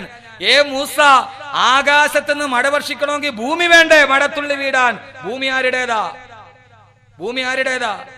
അനല്ലദീ മുൽക്കു മിസ്റ. ഇൻഷാ അല്ലാഹ് ഞാൻ വിഷയത്തിലോട്ട് തന്നെ വരാം. പക്ഷെ അതിന്റെ ഇടയിൽ നമ്മുടെ മനസ്സിനൊരു മാറ്റം ഉണ്ടാകണം. ഞാനാണ് മിസ്റിന്റെ അധിപതി, ഞാൻ പോട്ടെ എന്ന് വിചാരിച്ചുകൊണ്ടാണ് നൈൽ ഒഴുകണത്. ഞാൻ ഒഴുകണ്ടെന്ന് പറഞ്ഞതെങ്കിൽ നൈൽ അവിടെ തന്നെ നിന്നേനെ എന്ന് പറഞ്ഞു ഫിർഔൻ. നിങ്ങൾ വിചാരിക്കുന്നുണ്ടോ ഈ മനുഷ്യന് ഭ്രാന്തായിരുന്നു എന്ന്? ഈ മനുഷ്യന് ഭ്രാന്തായിരുന്നു എന്ന് നിങ്ങൾ കരുതുന്നുണ്ടോ? ഇയാൾക്ക് അഹങ്കാരമായിരുന്നു. അഹങ്കാരം. എവിടെ അഹങ്കരിച്ചവർ? എനിക്ക് അല്ലാഹും വേണ്ട, പടച്ചവനും വേണ്ട, എനിക്ക് തന്നതും കെട്ടിപ്പിടിച്ചോണ്ട് നിന്നോന്ന് വിചാരിച്ച എന്റെ പൊന്നു മോനെ, നീ പട്ടുനൂൽപ്പുഴി ചാത്തുപോകുന്നോ ചത്തുപോകേണ്ടി വരും. അല്ലാഹു അങ്ങനെ ഒരു ഗതിയില്ലാതെ അല്ലാഹു കാത്തിരിക്കട്ടെ. ഞാൻ പറഞ്ഞതല്ല, നിങ്ങളുടെ സ്വന്തം സ്വത്ത് തന്നെ പറഞ്ഞതാണ്, ഞാൻ പറഞ്ഞതല്ലല്ലോ. അതിമോഹമാൽ ധനം സംഭരിച്ചാൽ പിന്നെ അവൻ പട്ടുനൂൽപ്പുഴു പോലെ ചാകൽ തന്നെ. അതിമോഹമാൽ ധനം സംഭരിച്ചാൽ പിന്നെ അവൻ പട്ടുനൂൽപ്പുഴു പോലെ ചാകൽ തന്നെ. എല്ലാവരുടെയും ഈ കരുനാഗപ്പള്ളിയുടെ ആത്മീയതയുടെ സ്വത്ത് ബഹുമാനനായ തരവാ ഉസ്താദ് പറഞ്ഞു, വല്ലാത്ത മോഹത്തോടെ സമ്പാദിച്ചു കൂട്ടിയിട്ട് എനിക്കാരും വേണ്ട, റബ്ബും വേണ്ട, ആമീനും വേണ്ടാണ് കരുതിയിട്ട് നീ അതിമോഹത്താല് ധനം സംഭരിച്ച പൊന്നുമോനെ, പട്ടുനൂൽപ്പുഴുവിന്റെ ജന്മമാണ് നിനക്ക്. പട്ടുനൂൽപ്പുഴു ചാകേണ്ടതുപോലെ ചാകേണ്ടി വരും. പട്ടുനൂൽപ്പുഴുവിനെ കണ്ടിട്ടില്ലേ? ആ പട്ടുനൂൽപ്പുഴു അതിന്റെ ശരീരത്തിൽ ഇങ്ങനെ വരിഞ്ഞിട്ട് നൂലുണ്ടാക്കും. പട്ടുനൂൽപ്പുഴു പട്ടുനൂലുണ്ടാക്കും. ആ നൂല് കണ്ടത് വരിയുന്നത് സ്വന്തം ശരീരത്തിന്റെ മുകളിലൂടെയാണ് വരിയുന്നത്. അവസാനം വരിഞ്ഞിട്ട് നൂല് തീരുമ്പോ പട്ടുനൂൽപ്പുഴു വെളിയിലോട്ട് കടക്കാൻ നോക്കുമ്പോ കടക്കാൻ കഴിയുന്നില്ല. അത് തന്നെ അതിന്റെ സ്വന്തം ശരീരത്തെ വരിഞ്ഞു കെട്ടിയിരിക്കുകയാണ്. അവസാനം വെളിയിലോട്ട് ഇറങ്ങാൻ കഴിയാതെ താൻ തന്നെ സ്വയം കൃതാർത്ഥമായി വരിഞ്ഞുണ്ടാക്കിയ ഇതിന്റെ ഉള്ളിൽ കിടന്നിട്ട് പട്ടുനൂൽപ്പുഴു പെടഞ്ഞ് ചത്തുപോകും. ആ പട്ടുനൂൽപ്പുഴു ചത്ത് കിടന്ന് കഴിയുമ്പോ ആളുകൾ വരുന്നു. അവന്റെ പട്ടുനൂൽ അടിച്ചെടുത്തിട്ട് അവൻ നെയ്ത്തുശാലയിൽ കൊണ്ടുപോയി അതുകൊണ്ട് സുന്ദരമായ പട്ടുവസ്ത്രം മെനഞ്ഞിട്ട് അവൻ ഇട്ടുകൊണ്ട് നടക്കുന്നു. പട്ടുനൂൽ പുഴുവാണെങ്കിലോ മണ്ണിൽ പെടഞ്ഞ് മരിക്കുകയാണ്. വേണ്ട സഹോദരങ്ങളെ, വേണ്ട. അള്ളാഹു നമ്മുടെ അനുഗ്രഹം അള്ളാഹു നിലനിർത്തി തരുമാറാകട്ടെ. അയ്യൂബ് നബി അലൈഹിസ്സലാം പ്രവാചകൻ പോലും ദുആ ചെയ്തു, അല്ലാഹുവേ തന്ന അനുഗ്രഹം നീ തിരിച്ചെടുക്കല്ലേ തമ്പുരാനെ എന്ന്. അയ്യൂബ് നബി അലൈഹിസ്സലാത്തു വസ്സലാം ജീവിതത്തിന്റെ കനത്ത പരീക്ഷണത്തിലേക്ക് പോയി. ഇനിയാണ് തൗഹീദ് പഠിക്കേണ്ടത്. ഞാൻ ഈ തൗഹീദ് എന്ന് പറഞ്ഞാൽ നിങ്ങൾ എന്നെ 5ാം വേദക്കാരനാക്കിയേക്കല്ലേ, ഞാൻ ഉള്ള കാര്യമാണ് പറയുന്നത്. എന്റെ പ്രിയപ്പെട്ട സഹോദരങ്ങളെ, അങ്ങനെ അയ്യൂബ് നബി അലൈഹിസ്സലാത്തു വസ്സലാമിന്റെ കൂടെ റഹ്മ എന്ന ഒരു ഭാര്യ മാത്രം കൂടെ കൂടി. അള്ളാഹു സുബ്ഹാനഹു വ തആല നമ്മുടെ ഭാര്യയെ റഹ്മയെ പോലെ അള്ളാഹു ആക്കട്ടെ. ശരി, ഇവരാരും ആമീൻ പറയാത്ത എന്താ? കാട്ടിൽ പോകുമ്പോഴെങ്കിലും അവളെ കൂടെ വരണ്ടെന്ന് വിചാരിച്ചിട്ട് സൗണ്ട് പോരെ ആർക്ക്? എനിക്കാ ഈ ദുനിയാവിൽ ആകെ അത് പറഞ്ഞൊരു ഇൻസാൻ നിങ്ങളാണ്. എനിക്ക് സൗണ്ട് ഇല്ലാന്ന്. ലോകത്തെല്ലാവരും അവർക്ക് ആമീനെ സൗണ്ട് ഇല്ലാന്ന്. അതിനിപ്പോ ഞാനിപ്പോ എന്ത് ചെയ്യാൻ പറ്റും? 2 വാരി ബ്ലേഡ് വിഴുങ്ങിയാൽ മതി, സൗണ്ടൊക്കെ നന്നായിട്ട് വരും. ഞാനടുത്ത് എനിക്ക് സൗണ്ട് ഇല്ല. നിങ്ങൾ ഒരു ഇൻസാനും എന്നോട് പറഞ്ഞിട്ടില്ല. സൗണ്ട് കുറയ്ക്കാൻ എല്ലാവരും പറഞ്ഞിട്ടുള്ളൂ. എല്ലാവരും എന്നോട് പറയും, കബീർ ഉസ്താദേ നിങ്ങളുടെ പ്രസംഗം എന്നും നിലനിൽക്കണമെന്ന് ആഗ്രഹമുണ്ട്, ഒന്ന് സൗണ്ട് കുറയ്ക്കണമെന്ന്. ഞാൻ എന്ത് ചെയ്യാനാ? എനിക്ക് സൗണ്ട് കുറയ്ക്കണമെന്ന് ആഗ്രഹമുണ്ട്, പക്ഷെ കഴിയണ്ടേ. ആഗ്രഹം ഉണ്ടായിട്ട് കാര്യമുണ്ടോ? കേരളത്തിൽ വളരെ സുന്ദരമായിട്ട് ഇസ്ലാമിനെ കുറിച്ച് ഖുർആനെ കുറിച്ച് എഴുതിയ എഴുത്തുകാരനാണ് വാണിദാസ് അളയാവൂർ. അയാളുടെ കൃതി വായിച്ചാൽ സക്കാത്തിനെ കുറിച്ച് അദ്ദേഹം എഴുതുന്ന കണ്ട ഒരു മുസ്ലിം പണ്ഡിതൻ എഴുതുന്നതിനപ്പുറം അയാൾ എഴുതിയിട്ടുണ്ട് വാണിദാസ് അളയാവൂർ. അപ്പോൾ ഒരു പൊതുസമ്മേളനം ഒരു സദസ്സിൽ വെച്ചിട്ട് അദ്ദേഹം ഖുർആനെ കുറിച്ച് സംസാരിച്ചപ്പോൾ അദ്ദേഹത്തോട് ഒരാൾ ചോദിച്ചു, നിങ്ങൾ ഇത്രയൊക്കെ ഖുർആനെ കുറിച്ച് ഇസ്ലാമിനെ കുറിച്ച് എഴുതിയിട്ടും നിങ്ങൾ മുസ്ലിം ആവാത്തത് എന്താ? അദ്ദേഹം പറഞ്ഞു, ആവണമെന്ന് ആഗ്രഹമുണ്ട്, പക്ഷെ കഴിയുന്നില്ല. അതുപോലെ എനിക്കും കുറയ്ക്കണമെന്ന് ആഗ്രഹമുണ്ട്, പക്ഷെ കഴിയുന്നില്ല. എന്ത് ചെയ്യാൻ പറ്റും? അങ്ങനെ അയ്യൂബ് നബി, നമ്മുടെ സമയം വളരെ കുറച്ച്, അയ്യൂബ് നബി അലൈഹിസ്സലാത്തു വസ്സലാമിന്റെ കൂടെ റഹ്മ എന്ന ഭാര്യ മാത്രം കൂടെ കൂടി. അല്ലാഹു സുബ്ഹാനഹു വ തആല റഹ്മ എന്ന ഭാര്യയുടെ കൈപിടിച്ചു അയ്യൂബ് നബി അലൈഹിസ്സലാത്തു വസ്സലാം നിബിഡമായ വനത്തിന്റെ നടുവിൽ ഒരു ചെറിയ കൂരയിൽ അയ്യൂബ് നബി അലൈഹിസ്സലാത്തു വസ്സലാം കിടന്നു. മാരകമായ രോഗമാണ് അയ്യൂബ് നബിക്ക്. ശരീരം മുഴുവൻ ഒരു മുറിവ് വന്നു. ആ മുറിവ് ഭേദമായില്ല, പഴുത്തു. അയ്യൂബ് നബിയുടെ ഹൃദയവും നാവും ഒഴിച്ചിട്ട് ശരീരം മുഴുവനും മുറിവായി എന്നാണ്. ഇത്രയും പേര് തിങ്ങിക്കൂടുന്ന ഒരു സദസ്സിൽ നമുക്കൊന്ന് അനലൈസ് ചെയ്യാം. അയ്യൂബ് നബിക്ക് ഒരു മുറിവ് വന്നിട്ട് ആ മുറിവ് പിന്നെ ഭേദമായില്ല, വല്ലാതെ പഴുക്കാൻ തുടങ്ങി. ആ പഴുപ്പ് ശരീരം മുഴുവനും വ്യാപിച്ചു. അയ്യൂബ് നബിക്ക് വന്ന രോഗം ഏതായിരിക്കാം? കുഷ്ഠം ഏതായാലും വരില്ല, പ്രവാചകന്മാർക്ക് അത് വരില്ല. അപ്പൊ അയ്യൂബ് നബിക്ക് വന്ന രോഗം ഏതായിരിക്കാം? ലക്ഷണപ്രകാരം ഏതായിരിക്കാം?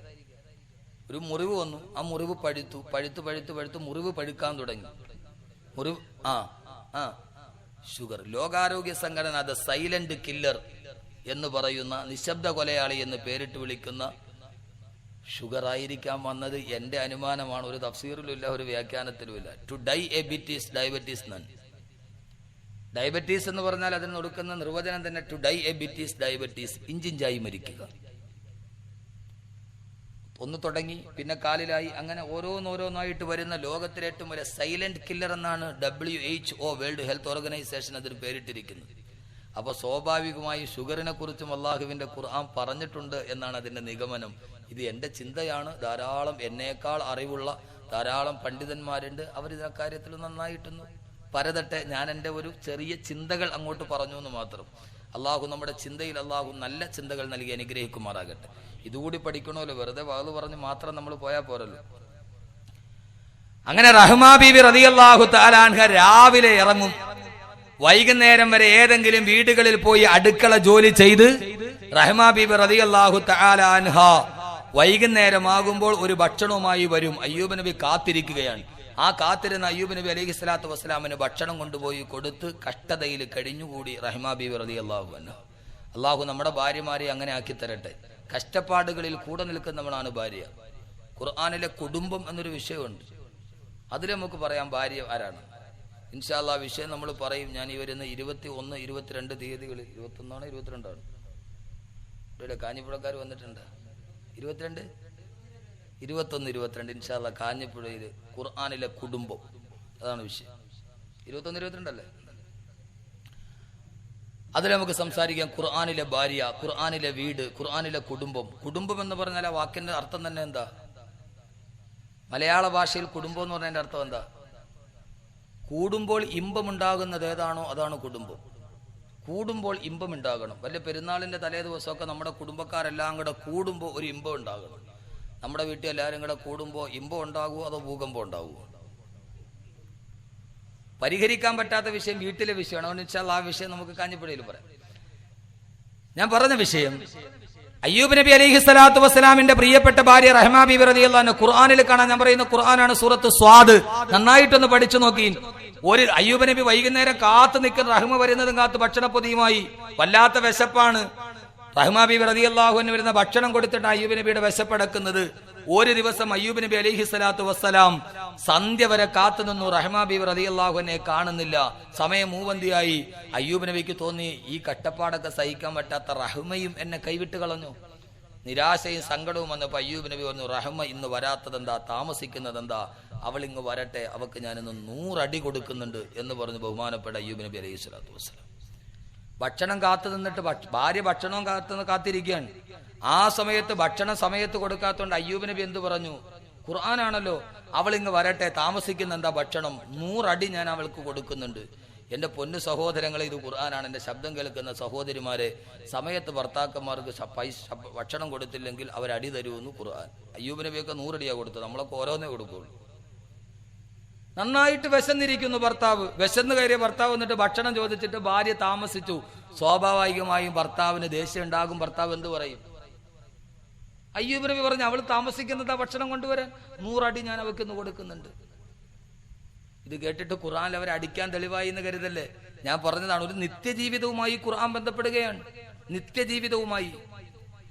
അങ്ങനെ ബഹുമാനപ്പെട്ട റഹ്മാ ബീവി റളിയല്ലാഹു തആല അൻഹയെ കാത്തിരിക്കുമ്പോ അതാ സമയം മൂവന്തിയായപ്പോൾ കിതപ്പോടെ റഹ്മാ ബീവി കടന്നു വരികയാണ്. അല്ലാഹുവിനെ പഠിക്കണേ സഹോദരങ്ങളെ. ഓടിക്കിതച്ചിട്ട് റഹ്മാ ബീവി വരുമ്പോ അയ്യൂബ് നബി പറഞ്ഞു, റഹ്മാ എന്തേ നീ താമസിച്ചതെന്താണ്? നീ താമസിക്കുന്നത് കൊണ്ട് വിശന്ന് വലയുന്നു റഹ്മാ. ദേശം കൊണ്ട് ഞാൻ ഇന്ന് നിന്നെ 100 അടി അടിക്കുമെന്ന് ഞാൻ ശപഥം ചെയ്തു പോയി. അതുകൊണ്ട് നിന്നെ അടിക്കാതിരിക്കാൻ നിർവാഹമില്ല. ബഹുമാനപ്പെട്ട റഹ്മാ ബീവി പറഞ്ഞ്, ഞാൻ താമസിക്കാനുള്ള കാരണം എന്തെന്ന് നിങ്ങൾക്കറിയുമോ? കാരണം കേട്ടിട്ടേ നിങ്ങൾ എന്നെ അടിക്കാവൂ. റഹ്മാ ബീവി റളിയല്ലാഹു തആല പറഞ്ഞു, പത്രേ, ഞാൻ താമസിക്കാനുള്ള കാരണം മറ്റൊന്നുമല്ല. എന്റെ ശബ്ദം കേൾക്കുന്ന സഹോദരങ്ങളെ, സഹോദരിമാര് വളരെ നന്നായിട്ട് കേൾക്കണം. ഞാൻ രാവിലെ മുതൽ വൈകുന്നേരം വരെ അധ്വാനിച്ച് അടുക്കള ജോലി ചെയ്ത് നിങ്ങൾക്കുള്ള ഭക്ഷണ പൊതിയും കയ്യിൽ പിടിച്ചുകൊണ്ട് ഞാൻ വീട്ടിലേക്ക് ദ്രുതഗതിയിൽ ഗമനം ചെയ്യുമ്പോ ഞാൻ വരുന്ന വഴിക്കൊരു ഗ്രാമത്തിലൊരു പർണശാല. ആ പർണശാലയുടെ മുകളിൽ ധാരാളം ആളുകൾ ക്യൂ ആയിട്ട് കാത്തു നിൽക്കുകയാണ്. ആ പർണശാലയുടെ ആശ്രമത്തിന് മുമ്പിൽ വല്ലാത്ത തിക്കും തിരക്കുമാണ്. ഞാൻ വന്നിട്ട് കാര്യം തിരക്കി, എന്താണ് ഇവിടെ തിക്കും തിരക്കും കൂട്ടുന്നത്? ആ നാട്ടുകാര് പറഞ്ഞു, ഞങ്ങളുടെ ഈ നാട്ടിൽ അസാമാന്യ സിദ്ധികളുള്ള ഒരു സിദ്ധം വന്നിട്ടുണ്ട്. അദ്ദേഹം ഏത് രോഗവും ഒറ്റ നിമിഷം കൊണ്ട് ശിഫയാക്കും. അദ്ദേഹം വല്ലാത്ത മഹാതാന്ത്രികനും മാന്ത്രികനുമാണ്. അദ്ദേഹത്തെ കാണാനുള്ള ക്യൂവാണിത്, അദ്ദേഹത്തെ കാണാനുള്ള തിരക്കാണിത്. റഹ്മാ ബീവി പറഞ്ഞു, ഞാൻ അപ്പോൾ ചിന്തിച്ചത് നിങ്ങളെ കുറിച്ചിട്ടാണ്. നിങ്ങളുടെ രോഗം അദ്ദേഹം മാറ്റി തന്നാലോ? ആ തിരക്കിന്റെ നടുവിൽ ഒരു കണ്ണിയായി ഞാനും ചേർന്ന് നിന്നു. അവസാന സന്ധ്യാസമയമായപ്പോൾ എന്റെ ഊഴമായി ഖുർആന്റെ തഫ്സീറിൽ കാണാം, ഞാൻ ആ മഹാതാന്ത്രികന്റെ അടുക്കൽ ചെന്നപ്പോ അദ്ദേഹത്തോട് നിങ്ങളുടെ രോഗത്തെ കുറിച്ച് അവലാതി പറഞ്ഞപ്പോ അയാള് പറഞ്ഞു, റഹ്മാ നിന്റെ രോഗം ഞാൻ മാറ്റിത്തരാം, നീ എന്ത് പ്രതിഫലമാണ് എനിക്ക് നൽകുന്നത്? റഹ്മാ ബീവി പറഞ്ഞു, ആരുടെയെങ്കിലും അടുക്കളപ്പുറകളിൽ അടിമവേല ചെയ്തിട്ട് ജീവിക്കുന്ന എന്റെ കയ്യിൽ പാരിതോഷികം നൽകാനൊന്നും കയ്യിലില്ല. ആ സമയത്ത് റഹ്മാ ബീവി റളിയല്ലാഹു തആല അൻഹയോട് പറഞ്ഞുകൊണ്ട് അയാൾ പറഞ്ഞു, റഹ്മാ, ഒരു പ്രതിഫലവും നീ എനിക്ക് നൽകണ്ട, നിന്റെ ഭർത്താവിന്റെ രോഗം ഞാൻ മാറ്റിത്തരാം, പക്ഷേ നിന്റെ നാവ് കൊണ്ട് നീ എന്നെ നോക്കിയിട്ട് പറയണം, അന്ത ശഫൈതനീ,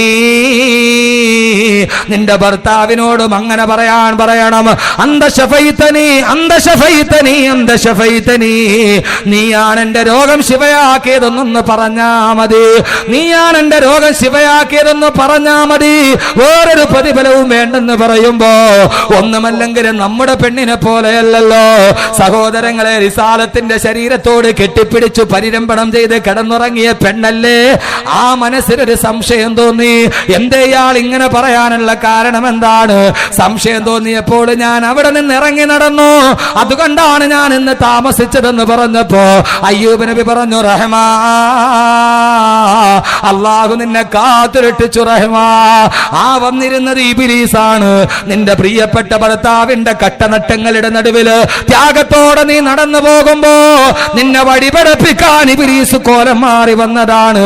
ആ സമയത്തെങ്ങാനും നീ അങ്ങനെയൊന്ന് പറഞ്ഞിരുന്നെങ്കിൽ നിന്റെ ഈമാൻ നഷ്ടപ്പെട്ടു പോകുമായിരുന്നു റഹ്മാ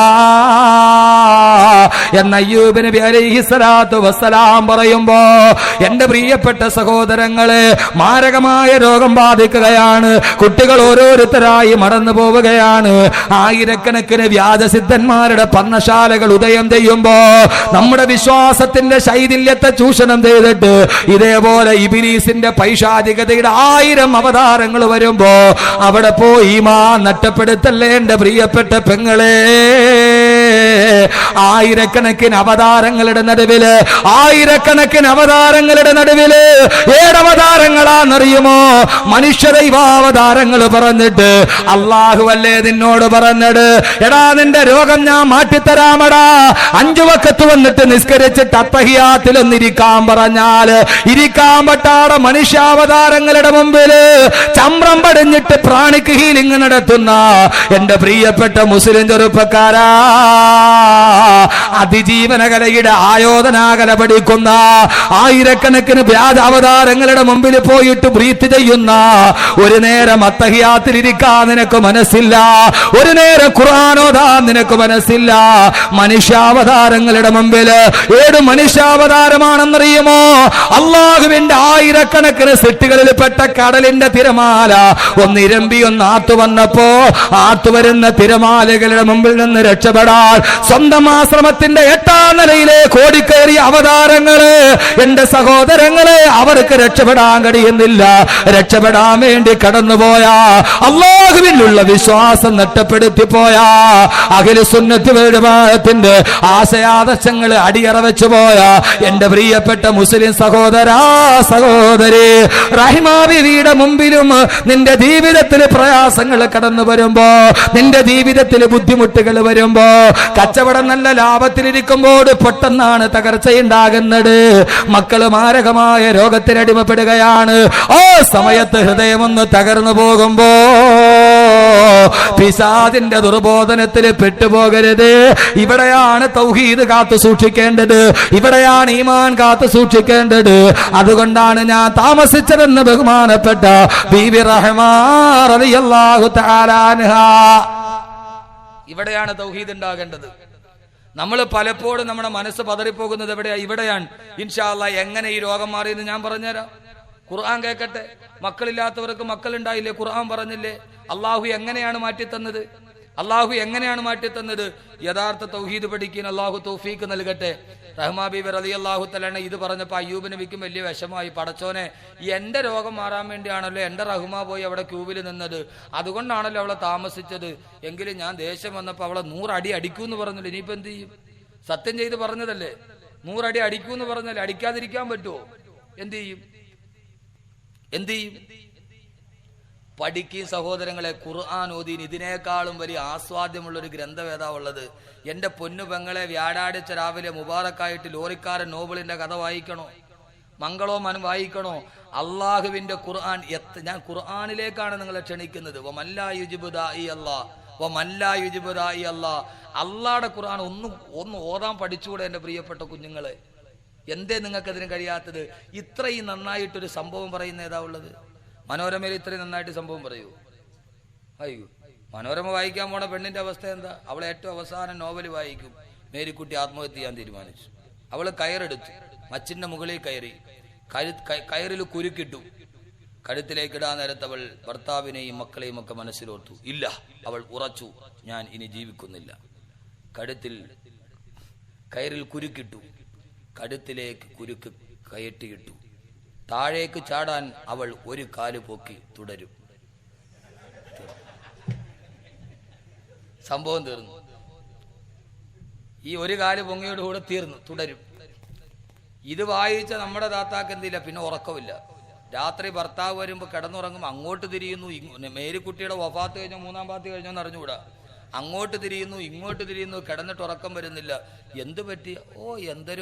എന്തോ ഉറക്കം വരുന്നില്ല. പാവം ഭർത്താവ് രാവിലെ എഴുന്നേറ്റ് പള്ളിയിലെ മുസ്ലിയാർ എഴുന്നേറ്റ്, പൊന്നു ഉസ്താദ്, എൻ്റെ ഭാര്യയ്ക്ക് ഉറക്കമില്ല, ഒരു നൂല് മന്ത്രിച്ചേരി. ഇവിടെ നൂല് പോയിട്ട് ഇരുമ്പിന്റെ തകടി കെട്ടിയിട്ടായി ഉറക്കം വരൂല. കാരണം എന്താ? ഉറക്കം വീണ പിറ്റേ ദിവസം വ്യാഴാഴ്ച രാവിലെ 4 രൂപ എടുത്തോണ്ട് ഓടും. പോയി മേടിച്ചോണ്ട് വന്ന് നിവർത്തി നോക്കുക. ആദ്യം ഇവള് മരിച്ചോന്നറിയണം. എടുക്കുമ്പോൾ താ എഴുതിയിരിക്കുന്നു, മേരിക്കുട്ടി തീരുമാനിച്ചു, വേണ്ട, അവള് താഴെ ഇറങ്ങി. ഇത്രയല്ലേ ഉള്ളൂ.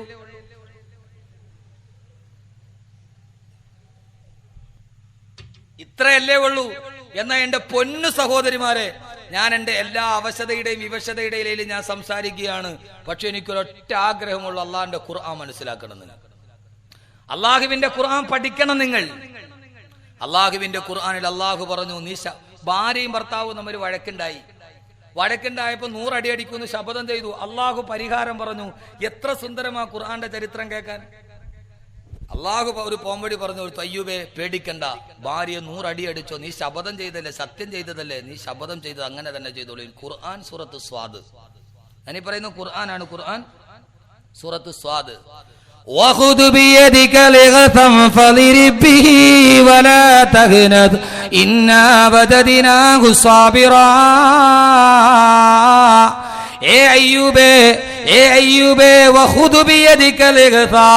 നീ നിന്റെ കൈകൊണ്ട് 100 പുല്ലിന്റെ കതിരുകൾ വെട്ടിയെടുക്കുക. ആ 100 പുല്ലുകൾ ചേർത്ത് വെച്ചിട്ടൊരു കെട്ടാക്കുക. ആ കെട്ടുകൊണ്ട് നിന്റെ ഭാര്യ ഒരു പ്രാവശ്യം അടിക്കയ്യൂബേ, എന്നാൽ നിന്റെ ശപഥത്തിൽ നിന്ന്, സത്യത്തിൽ നിന്ന് നീ മോചിതനായെന്ന് അള്ളാഹുവിന്റെ വിശുദ്ധ ഖുർആൻ.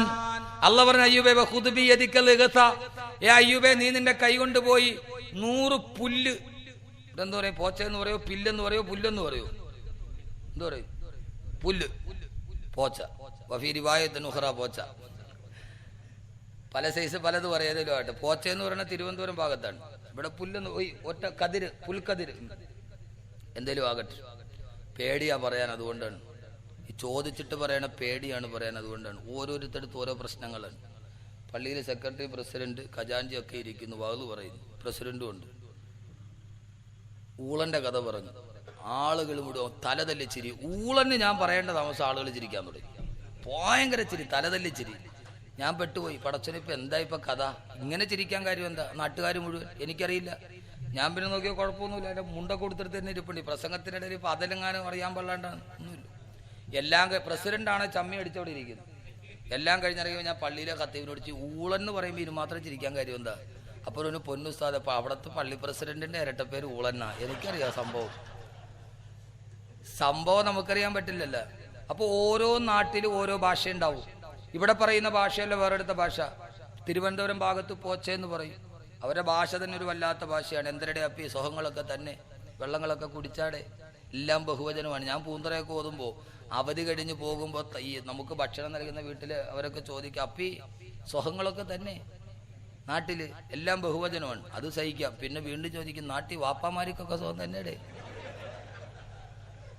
ഭാഷയിലുണ്ടാകുന്ന വളരെ ഗൗരവതരമായ, ചിരിക്കാൻ വേണ്ടി പറഞ്ഞല്ല, ഞാൻ ഉള്ള കാര്യം പറയുമ്പോൾ നിങ്ങൾ ചിരിക്കണേന് ഞാൻ ഉത്തരവാദിയല്ല. അപ്പോൾ എന്നാലും അവർക്കൊരു ഗുണവും കൂടിയുണ്ട്. എത്ര വലിയവനാണെങ്കിലും അപ്പീന്ന് വിളിക്കൂ, നല്ല സ്നേഹമുള്ള വിളിയാണ്. പക്ഷെ തൃശ്ശൂർ നിങ്ങൾ എന്ന് നോക്ക്, അവർ ചോദിക്കണ കേട്ടാൽ നമുക്ക് വലിയ പേടി തോന്നും. ഒരു തൃശ്ശൂരുകാരൻ നമ്മളിവിടെ നിൽക്കുക, എന്തേ, അവര് ചോദിക്കണ വിളിക്കൊരു അകലമുണ്ട്. നമ്മളെന്താന്നല്ലേ. പക്ഷെ തിരുവനന്തപുരത്ത് നമ്മുടെ ഒരു അടുത്തോട് എന്താ അപ്പി, എന്തിരുടെ അപ്പി എന്ന് ചോദിക്കും. അതിനൊരു വാത്സല്യമുണ്ട്. അതിന് ചില പ്രശ്നങ്ങളും ഉണ്ട്. അപ്പി എന്ന് പറഞ്ഞാൽ മലബാറിൽ നിന്നൊരു പയ്യൻ പെണ്ണ് കാണാൻ തിരുവനന്തപുരത്ത് വന്നു. അപ്പോൾ പെണ്ണ് കൊണ്ടുപോയി ചായ ഒക്കെ കുടിച്ചു. ചെറുക്കനും കൂട്ടരും മലബാറുകാരാണ്. അപ്പോൾ പെണ്ണിൻ്റെ ഉമ്മ വാതിലിൽ ചാരി എന്നിട്ട് പറഞ്ഞു, എൻ്റെ അപ്പി ഇട്ട ചായ എങ്ങനെയുണ്ടെന്ന് ചോദിച്ചു. കുടിച്ചവർ മുഴുവൻ ഛർദ്ദിച്ചു. മലബാർ അപ്പി എന്ന് പറഞ്ഞാൽ സാധനം സെപ്റ്റീവ് ടാങ്കിൽ പോണതാണ്. കുടിച്ചവർ മുഴുവൻ അതേപടി ഛർദ്ദിച്ചു. ഇതിന് ഞാൻ ഖുർആന്റെ പരിഹാരം പറയട്ടെ. അള്ളാഹ് പറയുന്നു ഈ ഭാഷയിൽ എങ്ങനെ വ്യത്യാസം ഉണ്ടായി. വമിൻ ആയാത്തിഹി അൻ ഖലഖലക്കും വഖ്തിലാഫു അൽസിനത്തിക്കും വ അൽവാനിക്കും. നിങ്ങളുടെ നിറത്തിലും നിങ്ങളുടെ ഭാഷയിലും വ്യത്യാസമുണ്ടായത് അള്ളാഹുടെ വലിയ കുദറത്താണെന്ന് ഖുർആൻ മറുപടി പറയുന്നു. ഈ കേരളത്തിൽ താമസിച്ചോ മലയാളം പറയണം, തമിഴ്നാട്ടിൽ ചെന്നാൽ അതൊക്കെ മാറും, തമിഴായി. ഉത്തർപ്രദേശിൽ പോയാൽ പിന്നെ ഉറുദുവായി. ഇതാര് തീരുമാനിച്ചു ഇങ്ങനെ സംസാരിക്കണമെന്ന് ഓരോരുത്തർ? അള്ളാഹു പറയുന്നു അത് അള്ളാഹുവിന്റെ കുദറത്താണ്. അപ്പൊ 300 പുല്ല് വെട്ടിയെടുക്കുക, എട്ടിട്ട് ആ 100 എണ്ണം വെച്ചിട്ട് ഈ ചൂല് മാതിരി ഒന്ന് കെട്ടുക, കെട്ടിയിട്ട് ആ 100 പുല്ലിന്റെ കെട്ട് വെച്ചിട്ട് ഭാര്യയെ ഒന്നടിക്കുക. അപ്പൊ എത്ര അടിയായി? 100 അടിയായില്ലേ? അള്ളാഹു നല്ല ഒരു സജഷനും പറഞ്ഞു കൊടുത്തു. പൊന്നു സഹോദരിമാരെ, ഇത് ഖുർആനല്ലേ? ഇത്ര നല്ല ഒരു സംഭവം നിങ്ങൾക്ക് എന്തേ ഖുർആൻ ഓതിയിട്ട് മനസ്സിലാക്കാൻ കഴിയാത്തത്? അങ്ങനെ അയ്യൂബ് നബി അലൈഹി സ്വലാത്തു വസ്സലാം ഇങ്ങനെ ജീവിക്കുമ്പോൾ തൗഹീദ് പഠിക്കുകയും അയ്യൂബ് നബിയോട് ഒരിക്കലും റഹ്മാ ബീവി ചോദിച്ചു അത്ര, അയ്യൂബ് നബിയെ, നിങ്ങൾ അള്ളാഹുവിന്റെ വലിയ പ്രവാചകനല്ലേ? അള്ളാഹു നിങ്ങൾക്ക് ഇത്രത്തോളം പരീക്ഷണം തരുമ്പോൾ നിങ്ങൾക്ക് അള്ളാഹിനോടൊന്ന് പറഞ്ഞുകൂടെ ഈ പരീക്ഷണങ്ങളൊക്കെ ഒന്ന് മാറ്റിത്തരാൻ? അള്ളാഹു നിങ്ങൾക്ക് മാറ്റിത്തരുമല്ലോ. അയ്യൂബ് നബി അലൈഹി സ്വലാത്തു വസ്സലാം പറഞ്ഞ മറുപടി എന്തെന്നോ, റഹ്മാ, എന്തിനാണ് ഞാൻ അള്ളാഹുവിനോട് എന്നെ പരിഭവവും പരാതിയും പറയുന്നത്? നീണ്ട 80 വർഷം അള്ളാഹു എനിക്ക് ആവോളം സുഖം കോരി വാരി തന്നില്ലേ? ഇനി 80 വർഷം അതിന് പകരം അള്ളാഹു എന്നെ ദുഃഖിപ്പിച്ചോട്ടെ, എനിക്കൊരു പരാതിയില്ല. ഞാൻ എന്തിനാ അള്ളാഹുവിനോട് പരിഭവം പറയുന്നത്? അയ്യൂബ് നബി ചോദിച്ചു ഭാര്യയോട്, 80 വർഷം അവൻ എനിക്ക് നന്നായിട്ട് സുഖവും അനുഗ്രഹവും വാരിക്കോരി തന്നില്ലേ? ഇനി അതിനു പകരം 80 വർഷം അവൻ എനിക്ക് പരീക്ഷണം തന്നോട്ടെ, എനിക്ക് യാതൊരുവിധ പ്രശ്നവുമില്ല, ഞാൻ അള്ളാഹുവിനോട് പറയാൻ ഒരു പരാതിയുമില്ല എന്ന് അയ്യൂബ് നബി അലൈഹി സ്വലാത്തു വസ്സലാം. നമ്മൾ പറയോ സഹോദരങ്ങളെ?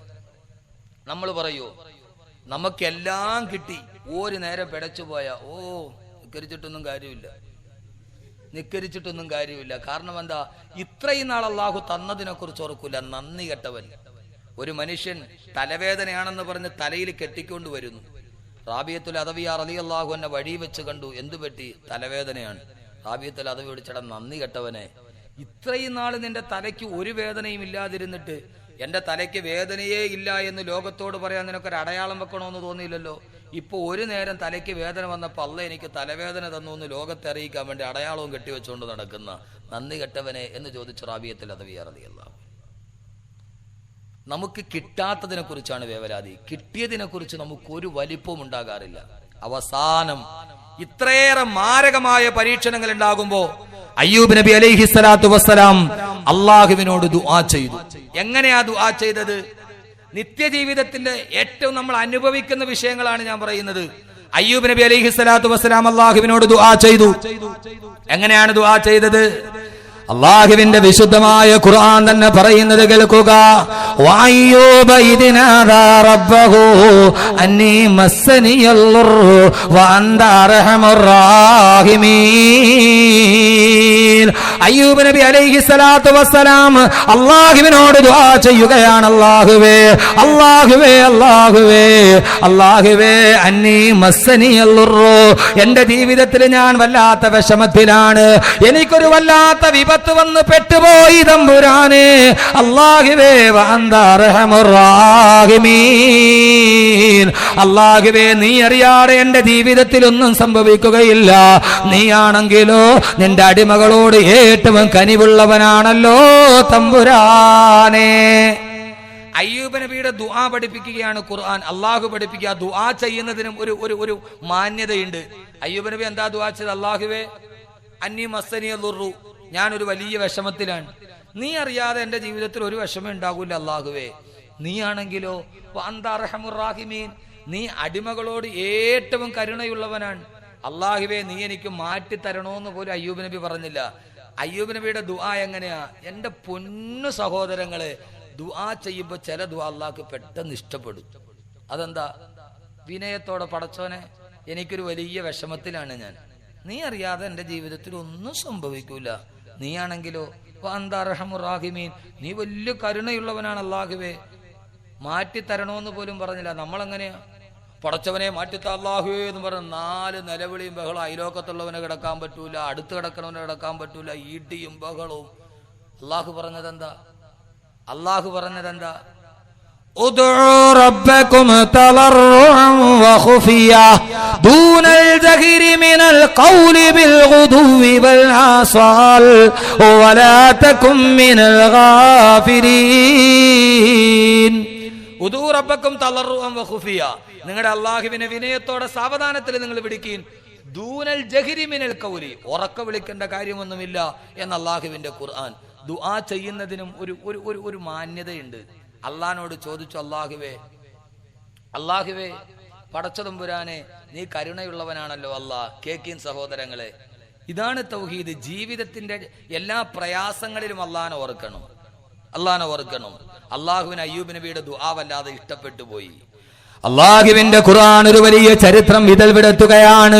അയ്യൂബ് നബിയുടെ ദുആ അള്ളാഹുവിന് വല്ലാതെ ഇഷ്ടപ്പെട്ടു പോയി. അള്ളാഹു പറഞ്ഞു, അയ്യൂബേ നിന്റെ ദുആ ഞാൻ കേട്ടു. അയ്യൂബേ, എവിടെയാണ് അയ്യൂബേ നിൽക്കുന്നത്? അള്ളാഹുവേ മരുഭൂമിയിലാണ് തമ്പുരാനെ. അള്ളാഹുവേ മരുഭൂമിയിലാണ് തമ്പുരാനെ. അള്ളാഹു പറഞ്ഞു, അയ്യൂബേ ഉറുക്കുലു ബിരിജിലികാ, സൂറത്ത് സ്വാദിൽ കാണാം. അള്ളാഹു പറഞ്ഞു, അയ്യൂബേ നിന്റെ കാലുകൊണ്ട് മരുഭൂമിയിലും മെല്ലെ ഒന്ന് വരക്കുക. അയ്യൂബ് നബി മരുഭൂമിയിലും മെല്ലെ ഒന്ന് കാലുകൊണ്ട് വരക്കുമ്പോ ഒരു ജലസാന്നിധ്യത്തിന്റെ വിദൂര സാധ്യത പോലുമില്ലാതെ പാരാവാരം പോലെ പരന്നു കിടക്കുന്ന ഊഷരഭൂമിയുടെ നടുവിലതാ ഒരു ജലത്തിന് നീ പൊട്ടിയൊലിക്കുകയാണ്. അയ്യൂബ് നബി എന്ന ആ പ്രവാചകന്റെ കാൽപ്പാടം തൊടയാൻ താമസം മരുഭൂമിയുടെ നടുവിൽ ഒരു ജലസരിത്ത് നിർഗളിക്കുകയാണ്. അള്ളാഹുവിന്റെ പ്രവാചകൻ അത്ഭുതത്തോടെ നോക്കി നിൽക്കുമ്പോ അള്ളാഹു പറഞ്ഞു, അയ്യൂബേ 40 അടി കൂടി മുമ്പോട്ട് നടക്കുക. അയ്യൂബ് നബി 40 അടി കൂടി മുമ്പോട്ട് നടന്നു. ഒന്നുകൂടി കാലൊന്ന് സ്പർശിക്കയ്യൂബേ. അയ്യൂബ് നബി രണ്ടാമതും കാലുകൊണ്ട് മരുഭൂമിയിലൊന്ന് സ്പർശിച്ചപ്പോ മരുഭൂമിയിൽ രണ്ടാമത്തെ ജലസരിത്ത് നിർഗളിച്ചു. 2 നീരുറവകൾ മരുഭൂമിയിലൂടെ ഒലുക്കുകയാണ്. എന്റെ പ്രിയപ്പെട്ട മുസ്ലിമേ, നിന്റെ റബ്ബാരെന്നറിയുമോ? മരുഭൂമിയുടെ നടുവിൽ നിന്ന് നീരുറവ സൃഷ്ടിക്കാൻ കഴിവുള്ള നിന്റെ റബ്ബുണ്ടല്ലോ. കരിമ്പാറക്കെട്ടിൽ നിന്ന് പാല് ചുരത്തുന്ന ഒട്ടകത്തെ സൃഷ്ടിക്കാൻ കഴിവുള്ള നിന്റെ തമ്പുരാൻ. അല്ലാഹു പറഞ്ഞു, അയ്യൂബേ ഉറുക്കുലു ബിരിജിലികാ, നിന്റെ ശരീരം മുഴുവന് പടുത്തു വിറങ്ങലിച്ച് നിൽക്കുകയല്ലേ? ആ കാലുകൊണ്ട് പച്ചവെള്ളത്തിലൊന്ന് മുക്കയ്യൂബേ. അയ്യൂബ് നബി അലൈഹിസ്സലാത്തു വസ്സലാം അത്ഭുതത്തോടെ റബ്ബിനോട് ചോദിച്ചുവത്രേ. അള്ളാന്റെ ഖുർആനാണ്. അല്ലാഹുവേ മാരകമായ രോഗം മാറാൻ പച്ചവെള്ളത്തിൽ കാല് മുക്കിയാൽ എങ്ങനെയാണ് അല്ലാഹുവേ മാറുന്നത്? ഹദാ മുഗ്തസലുൻ ബാരിദും വശറാബ്, ഇത് കുടിക്കാനും കുളിക്കാനും ഉപയോഗിക്കുന്ന പച്ചവെള്ളമല്ല റബ്ബേ. അയ്യൂബ് നബിയെ സംബന്ധിച്ചോളം പച്ചവെള്ളത്തിന് രണ്ട് കാര്യങ്ങളാണുള്ളത്. ഒന്ന് കുടിക്കാൻ കൊള്ളാം, മറ്റൊന്ന് കുളിക്കാൻ കൊള്ളാം. മൂന്നാമതൊരു ഉപയോഗമുണ്ടോ തമ്പുരാനെ? എന്തിനാണ് സഹോദരങ്ങളെ സംശയിക്കുന്നത്? എന്തിനാണ് റബ്ബിന്റെ കുദറത്തിൽ സംശയിക്കുന്നത്? എന്തിന്? അള്ള പറഞ്ഞു, പച്ചവെള്ളത്തിലേക്ക് കാലുമുക്ക്. ഞാനല്ലയോ നിന്നോട് പറഞ്ഞത്? അയ്യൂബ് നബി അലൈഹിസ്സലാത്തു വസ്സലാം ആ പച്ചവെള്ളത്തിൽ കാലുകുത്തേണ്ട താമസം അയ്യൂബ് നബിയുടെ മാരകമായ രോഗം മുഴുവനും അപ്രത്യക്ഷമായി. അയ്യൂബ് നബിയുടെ പഴയ സൗന്ദര്യം തിരിച്ചു കിട്ടി. അല്ലാഹു സുബ്ഹാനഹു വ തആല ഫഅൻസലല്ലാഹു ജറാദൻ മിനൽ ദഹബ്, അല്ലാഹു സ്വർണ്ണത്തിന്റെ വെട്ടുകിളി ഇറക്കി കൊടുത്തു. പഴയ സുഭിക്ഷതയിലേക്ക് അയ്യൂബ് നബി കടന്നു വരികയാ. എന്റെ പ്രിയപ്പെട്ട സഹോദരങ്ങളെ, തൗഹീദ് പറയുമ്പോ, അല്ലാഹനെ കുറിച്ച് പറയുമ്പോ, ആരാ അയ്യൂബ് നബി മാരകമായ രോഗം ബാധിച്ചിട്ട് കിടക്കുമ്പോ മരുഭൂമിയുടെ നടുവിൽ നിന്ന് അയ്യൂബ് നബിയുടെ മാരകമായ രോഗത്തിന് ശിവ നൽകാണ്. മരുഭൂമിയിൽ മരുപ്പച്ച ഉണ്ടാക്കിയ, മരുഭൂമിയുടെ നടുവിൽ നീരുറവ സൃഷ്ടിച്ച നിന്റെ റബ്ബുണ്ടല്ലോ. സമൂദ് ഗോത്രം ബഹുമാനപ്പെട്ട സാലിഹ് നബിയോട് ദിട്ടാന്തം ചോദിച്ചപ്പോ കരിമ്പാറക്കെട്ടിന്റെ നടുവിൽ നിന്ന് പാല് ചുരത്തുന്ന ഒട്ടകത്തെ സൃഷ്ടിക്കാൻ കഴിവുള്ള നൂഹ് നബി അലൈഹിസ്സലാത്തു വസ്സലാമിന്റെ കാലഘട്ടത്തിൽ ജലപ്രളയം ഉണ്ടായത് എവിടെ നിന്നാ? എവിടെയാ സമൂഹമേ ചരിത്രത്തിന്റെ ഗതിപഥങ്ങൾ മറന്നു പോകുന്നത്? എന്താ? ഇപ്പോഴും ഇറാഖിൽ പോയാൽ കാണാം, റൊട്ടി കച്ചവടക്കാരന്റെ അടുപ്പിൽ നിന്നല്ലേ ജലപ്രളയം ഉണ്ടായത്. സാധാരണ അടുപ്പിൽ നിന്ന് തീയല്ലേ വരിക, പക്ഷേ റൊട്ടി കച്ചവടക്കാരന്റെ അടുപ്പിൽ നിന്ന് ഖുർആൻ തന്നെ പറഞ്ഞതല്ലേ, വഫാറ തന്നൂർ എന്ന് പറയുന്ന തന്തൂറടുപ്പിന്റെ ഉള്ളിൽ നിന്ന് ഈ ലോകത്തെ മുഴുവനും മുക്കിക്കളയാണ് ഒരു റൊട്ടിക്കച്ചക്കടവരക്കാരന്റെ തീ കനലുകളുടെ ഇടയിൽ നിന്ന് പച്ചവെള്ളത്തിന്റെ പ്രവാഹം സൃഷ്ടിച്ച നിന്റെ റബ്ബുണ്ടല്ലോ. ആകാശത്ത് നിന്ന് ഈസാ നബിക്കും ആയുധ ഇറക്കി കൊടുത്ത നിന്റെ റബ്ബുണ്ടല്ലോ. ലാ ഹൗല വലാ ഖുവത ഇല്ലാ ബില്ലാഹ്.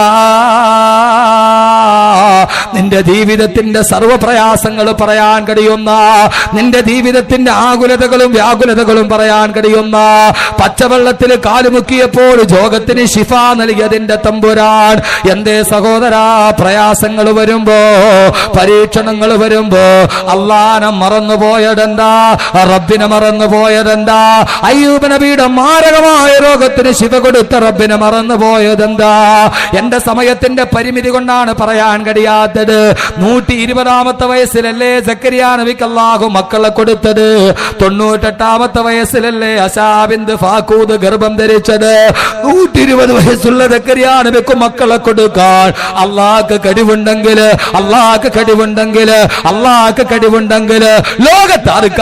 ലോകത്താർക്കാണ് അതിന് പകരം ഒരു കുഞ്ഞിനെ കൊടുക്കാൻ കഴിയുക? അല്ലാഹു ഒരാൾ പ്രസവിക്കണ്ടാണ് തീരുമാനിച്ചാൽ ലില്ലാഹി മുൽക്കുസ് സമാവാതി വൽ അർദ് യഹബു ലിമൻ യശാഉ ഇനാഥാ വയഹബു ലിമൻ യശാഉ ദുകൂർ. അല്ലാഹു പറഞ്ഞു, ചിലർക്ക് ഞാൻ പെൺകുട്ടികളെ നൽകും, ചിലവർക്ക് ഞാൻ ആൺകുഞ്ഞുങ്ങളെ നൽകും. ഔ യുസവ്വിജുഹും ദുക്റാനം വ ഇനാഥാ. ചിലർക്ക് ഞാൻ ആൺകുഞ്ഞുങ്ങളെയും പെൺകുഞ്ഞുങ്ങളെയും നൽകും. നാലാമത് അല്ലാഹു ഒന്നുകൂടി പറഞ്ഞു, വയജഅലു മൻ യശാഉ അഖീമാ. ഉദ്ദേശിക്കുന്ന ചിലരെ ഞാൻ പ്രജനന ശേഷി നഷ്ടപ്പെട്ട വന്ധ്യകളാക്കി മാറ്റിക്കളഞ്ഞേക്കാം, മലടികളായി ഞാൻ ആ പെണ്ണിനെ മാറ്റിക്കളഞ്ഞേക്കാം. ആർക്കാണ് അവൾക്കൊരു കുഞ്ഞിനെ കൊടുക്കാൻ കഴിയുക? ആർക്കാണ് കുഞ്ഞിനെ കൊടുക്കാൻ കഴിയുക?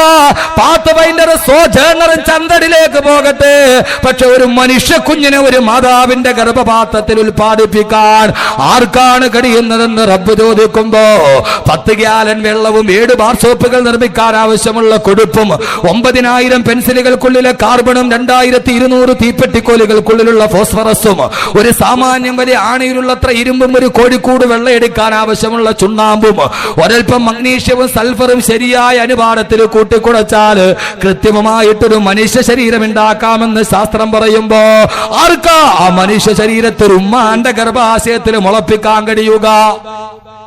അല്ല കൊടുക്കണ്ടെന്ന് തീരുമാനിച്ച, പക്ഷെ അള്ളാഹുടെ ഖുർആൻ പറയുന്നു 120-ാമത്തെ വയസ്സിൽ ഒരു പെണ്ണ് പ്രസവിച്ചു. ഇല്ലേ? പെണ്ണ് പ്രസവിച്ചില്ലേ? അയ്യോ, ബഹുമാനപ്പെട്ട സക്കരിയ നബിക്ക് വയസ്സെത്ര? 120. റബ്ബിനെ കുറിച്ച് അറിയണം സഹോദരങ്ങളെ. ഒരു മനുഷ്യന്റെ കുഞ്ഞിനെ ഒരു ഉൽപ്പാദിപ്പിക്കാൻ ആർക്കാ പറ്റുക? ഒരു മനുഷ്യ ശരീരം ഉണ്ടാക്കുക, ഒരു മനുഷ്യരുണ്ടാക്കുക ഒരു പാടുമില്ല. 10 ഗ്യാലൻ വെള്ളവും 7 ബാർ സോപ്പുകൾ നിർമ്മിക്കാൻ ആവശ്യമുള്ള കൊഴുപ്പും 9000 പെൻസിലുകൾക്കുള്ളിലെ കാർബണും 2200 തീപ്പെട്ടിക്കോലുകൾക്കുള്ളിലുള്ള ഫോസ്ഫറസും ഒരു സാമാന്യം വലിയ ആണയിലുള്ളത്ര ഇരുമ്പും ഒരു കോഴിക്കൂട് വെള്ളയടിക്കാൻ ആവശ്യമുള്ള ചുണ്ണാമ്പും ഒരൽപ്പം മഗ്നീഷ്യവും സൾഫറും ശരിയായ അനുപാതത്തിൽ കൂട്ടിക്കൊടുത്താൽ മനുഷ്യന്റെ ശരീരമായി. ഇത് നൂഡിൽസ് ഉണ്ടാക്കാനുള്ള ചേരുവയല്ല പറഞ്ഞത്, അന്തം വിട്ടേക്ക് അതിന്റെ കുക്കറി ഷോയ. 10 ഗ്യാലൻ വെള്ളം, ഇത്രയും സാധനം ഉണ്ടെങ്കിൽ ഒരു മനുഷ്യന്റെ ശരീരം ഉണ്ടാക്കാം. പക്ഷേ ആ ശരീരത്തെ വെളിയിൽ വെച്ച് വെറുതെ അനങ്ങാത്തൊരു ബോഡി ഉണ്ടാക്കാന്നല്ലാതെ ആ മനുഷ്യ ശരീരത്തെ ഒരു മാതാവിന്റെ ഗർഭാശയത്തിന്റെ ഉള്ളിൽ ഒരൊറ്റ പ്രാവശ്യം ഒരു പുരുഷന്റെ ഇന്ദ്രിയം മാതാവിന്റെ 8 സെന്റിമീറ്റർ നീളമുള്ള 9 മില്ലിലിറ്റർ വ്യാപ്തിയുള്ള 140 ഗ്രാം തൂക്കമുള്ള ഒരു പയർമണിയുടെ ആകൃതിയിലിരിക്കുന്ന അണ്ടാശയത്തിലേക്ക് ഒരു പ്രാവശ്യം ഒരു പുരുഷൻ ശ്രവിക്കുമ്പോൾ 20 കോടി ബീജങ്ങളാണ് ഒരു ചെറിയ ഞരമ്പിലൂടെ കടന്നു പോകുന്നത്, ഒരു ചെറിയ ഇരുട്ടറയിലൂടെ. ആ 20 കോടി ബീജങ്ങളിൽ നിന്ന് ഒരു ബീജം എന്ന് പറഞ്ഞാൽ ശരീരത്തിലെ ഏറ്റവും ചെറിയ കോശം. ആ കോശം ഒരു മൊട്ടുസൂചിയുടെ മൊനമ്പിന്റെ വലിപ്പം പോലുമില്ലാത്ത 20 കോടിയോളം വരുന്ന ബീജങ്ങൾ 4 മില്ലിലിറ്റർ പോലും വ്യാപ്തിയില്ലാത്തൊരു ചെറിയ ഇരുട്ടറയിലൂടെ കടന്നു പോകുമ്പോൾ അതിൽ നിന്ന് ഒരു ബീജത്തെ മാത്രം തെരഞ്ഞെടുത്ത് ബാക്കി 19,99,999 ബീജങ്ങളെ നശിപ്പിച്ചിട്ട് അതിൽ നിന്ന് ഒന്നിനെ തെരഞ്ഞെടുത്ത് അത് മാതാവിന്റെ ഗർഭ ഗർഭാശയത്തിന്റെ ഉള്ളിലാക്കി വെച്ചിട്ട് ആ മാതാവിന്റെ ഉള്ളിൽ ഗർഭാശയത്തിന്റെ ഉള്ളിൽ കിടക്കുന്ന ഈ ബീജം, ഈ കോശം വിഭജിച്ച് ആ വിഭജിച്ച കോശം ഒരു ഭ്രൂണമായി വളർന്ന് അത് വളരുമ്പോൾ ഗർഭാശയത്തിന്റെ ഉള്ളിൽ വളർന്നു വരുന്ന കുഞ്ഞിന് സൂര്യപ്രകാശം നേരിട്ട് ഉമ്മാന്റെ ഗർഭാശയത്തിലടിച്ചിട്ട് ക്യാൻസർ വരാതിരിക്കാൻ അതിനെ 3 സഞ്ചി കൊണ്ട് പൊതിഞ്ഞ് ആംനിയോൺ, കോറിയോൺ, പ്ലാസൻഡ എന്നു പേരുള്ള 3 സഞ്ചി യഖ്ലുഖുക്കും ഖൽഖൻ മിൻ ബഅദി ഖൽഖിൻ ഫീ ളുലുമാത്തിൻ സലാസ്. ഖുർആൻ പറഞ്ഞു 3 ആവരണമുണ്ട് ഗർഭാശയത്തിന്റെ ഉള്ളിൽ. അങ്ങനെ 3 ആവരണം കൊണ്ട് പൊതിഞ്ഞ് ഗർഭധാരണ നടക്കുമ്പോൾ 1 സ്പൂൺ ദ്രാവകം മാത്രം കൊള്ളാൻ വലിപ്പമുള്ള മാതാവിന്റെ ഗർഭാശയത്തെ 9 മാസവും 10 ദിവസവും പ്രായമായി കഴിയുമ്പോൾ 5 ലിറ്റർ വെള്ളം കൊള്ളാൻ വ്യാപ്തി വലുതാക്കി, കുഞ്ഞു വലുതാകുന്നതിനനുസരിച്ച് ഗർഭാശയത്തെ വലുതാക്കി അവസാനം 9 മാസവും 10 ദിവസവും ആയി കഴിയുമ്പോൾ അവന്റെ എല്ലുകൾ മുഴുവനും താഴേക്ക് ഉമ്മയുടെ ഗർഭാശയത്ത് വെളിയിലോട്ട് വരാൻ വേണ്ടി തലയോട്ടിയുടെ എല്ല് ഒന്നിന്റെ മുകളിലേക്ക് ഒന്നായിട്ട് നിരങ്ങിക്കയറി അവന്റെ തല സ്വയമേ ചെറുതായി മാതാവിന്റെ ഗർഭാശയത്തിൽ വെളിയിലോട്ട് വരുന്ന ഒരു കുഞ്ഞിനെ ഇത്രയും വലിയ ജീവിതത്തിന്റെ സങ്കീർണമായ പാതകളിലൂടെ കൊണ്ടുപോകുന്ന തമ്പുരാനാരാ? അല്ലാഹ്ക്കല്ലാതെ ലോകത്താർക്ക കഴിയും? ഖുർആനാണ് ഈ പറഞ്ഞത്. എനിക്ക് സമയമില്ലല്ലേ ഞാൻ പറയാറ്. അള്ളാന്റെ ഖുർആനാ പറഞ്ഞ ഉമ്മാന്റെ ഗർഭാശയത്തേക്ക് കിടക്കുമ്പോൾ മോനെ, നിന്റെ ഉമ്മ ചിലപ്പോൾ നിന്നെ ഈ ടവലിലെടുത്ത് പൊതിഞ്ഞു വെക്കൂലോ, ഒറ്റ ടവലിൽ. അള്ള പൊതിഞ്ഞു വെച്ച 3 ടവലിലാ. എന്നിട്ടും പൊന്നു മോനെ, അള്ളഹാനോട് നീ നന്ദികേട് കാണിച്ചല്ലോടാ. അള്ളഹാനോടൊരു നന്ദിയില്ലല്ലോ. ഖൽഖം മിൻ ബഅദി ഖൽഖിൻ ഫീ ളുലുമാത്തിൻ സലാസ്. 3 ഇരുട്ടറ. ആംനിയോൺ, MBBS പഠിക്കുന്ന കുട്ടികളുണ്ട്, ചോദിക്കുക. ആംനിയോൺ, കോറിയോൺ, പ്ലാസൻഡ, ഈ 3 ആവരണം. ഒന്നുകൊണ്ട് പൊതിഞ്ഞാലും പറ്റൂല. അല്ല രണ്ടാമത് ഒരു തുണിയും കൊണ്ടുകൊണ്ട് നമ്മളെ പൊതിഞ്ഞു, 3ാമതും പൊതിഞ്ഞു സുരക്ഷിതമാക്കി ഉമ്മാന്റെ ഗർഭാശയത്തിൽ ഇങ്ങനെ സൂക്ഷിച്ചിട്ട് നീ വെളി വന്നിട്ട് എന്തടാ ഒരു 5 വക്കത്ത് നിസ്കരിക്കാത്തത്? നിന്നേക്കാൾ വലിയ നന്ദി കെട്ടവനാരാ? എന്നിട്ട് നിനക്ക് പടച്ചില്ലോ, പടച്ചോ എനിക്ക് മാത്രം ഒന്നും തന്നില്ല, അവനെല്ലാം ഭാര്യ കോരി കൊടുത്തു. അള്ള പറഞ്ഞു, നീ എന്നെ ഓർക്ക്, ഞാൻ നിന്നെ ഓർക്കാം. അയ്യൂബ് നബി ദുഃഖം വന്നപ്പോൾ ഓർത്തു. അയ്യൂബ് നബിയുടെ രോഗം എന്താ? നിങ്ങൾ ഈ ഫ്രീസറിൽ വെച്ച ബ്ലോക്ക് കോഴി ഇരിക്കണമാതിരി ഇരിക്കണം, ഒരു അനക്കമില്ലാത്ത എന്താ? അയ്യൂബ് നബിയുടെ രോഗം ഞാൻ വെറുതെ ഇങ്ങനെ പറഞ്ഞിട്ട് പോയാൽ നിങ്ങളിരുന്ന് ഉറങ്ങും. മണി 12 അതുകൊണ്ടായി ഇടയ്ക്ക് ചോദിക്കണം, ഒന്നൊന്ന് ഉസാറാവട്ടെ. അടക്കന്മാർ മലബാറി പറഞ്ഞത് ഒന്ന് ഉസാറാവട്ടെ. അയ്യൂബ് നബിയുടെ രോഗം അള്ളാഹു മാറ്റിക്കൊടുത്തു. നിങ്ങൾ അപ്പം എന്നോട് പറയാം, എൻ്റെ പൊന്നുസ്താദെ, ഞാൻ പെട്ടിരിക്കണ കെണിയുണ്ടല്ലോ, അതിപ്പോൾ ഇങ്ങനെയൊന്നും ദിക്ർ ചെല്ലാലൊന്നും മാറൂല, ദുആ ചെയ്താലും മാറൂല, അത്രയ്ക്ക് വലിയ കെണിയിലാണ് ഞാൻ പെട്ടിരിക്കുന്നത് എന്ന് നിങ്ങൾ മറുപടിയും. രക്ഷപ്പെടാൻ ഒരു സാധ്യതയുമില്ലാത്ത കെണിയിൽപ്പെട്ട പോയ ഒരു മനുഷ്യനെ അള്ളാഹു രക്ഷപ്പെടുത്തി. കേക്കിൻ ഖുർആൻ. നിങ്ങൾ എവിടെയാ റബ്ബിനെ മാറ്റി നിർത്തുന്നത്? അള്ളാഹിനെ ഏത് കാര്യത്തിലാണ് മാറ്റി നിർത്തുന്നത്? ഈ കാര്യം അള്ളാഹുടെ അടുത്ത് ദുആ ചെയ്തിട്ട് കാര്യമില്ല. ഇതിനിപ്പോൾ മറ്റേ പരിപാടി നോക്കിയേ പറ്റൂ. ഇതിനിപ്പോൾ മറ്റേ പരിപാടി നോക്കി പറ്റും. ഏതോടെ ഡോക്ടർ കളരിത്തൊടി ഉസ്മാന്റെ ഹൈക്കലി സിഹാബ്. ഡോക്ടർ കളരിത്തൊടി ഉസ്മാന്റെ ഹൈക്കലി സിഹാബ് അരേ വെച്ച് കെട്ടിക്കൊണ്ട് കിടക്കല്ലേ, 40 ദിവസം കെട്ടിയ.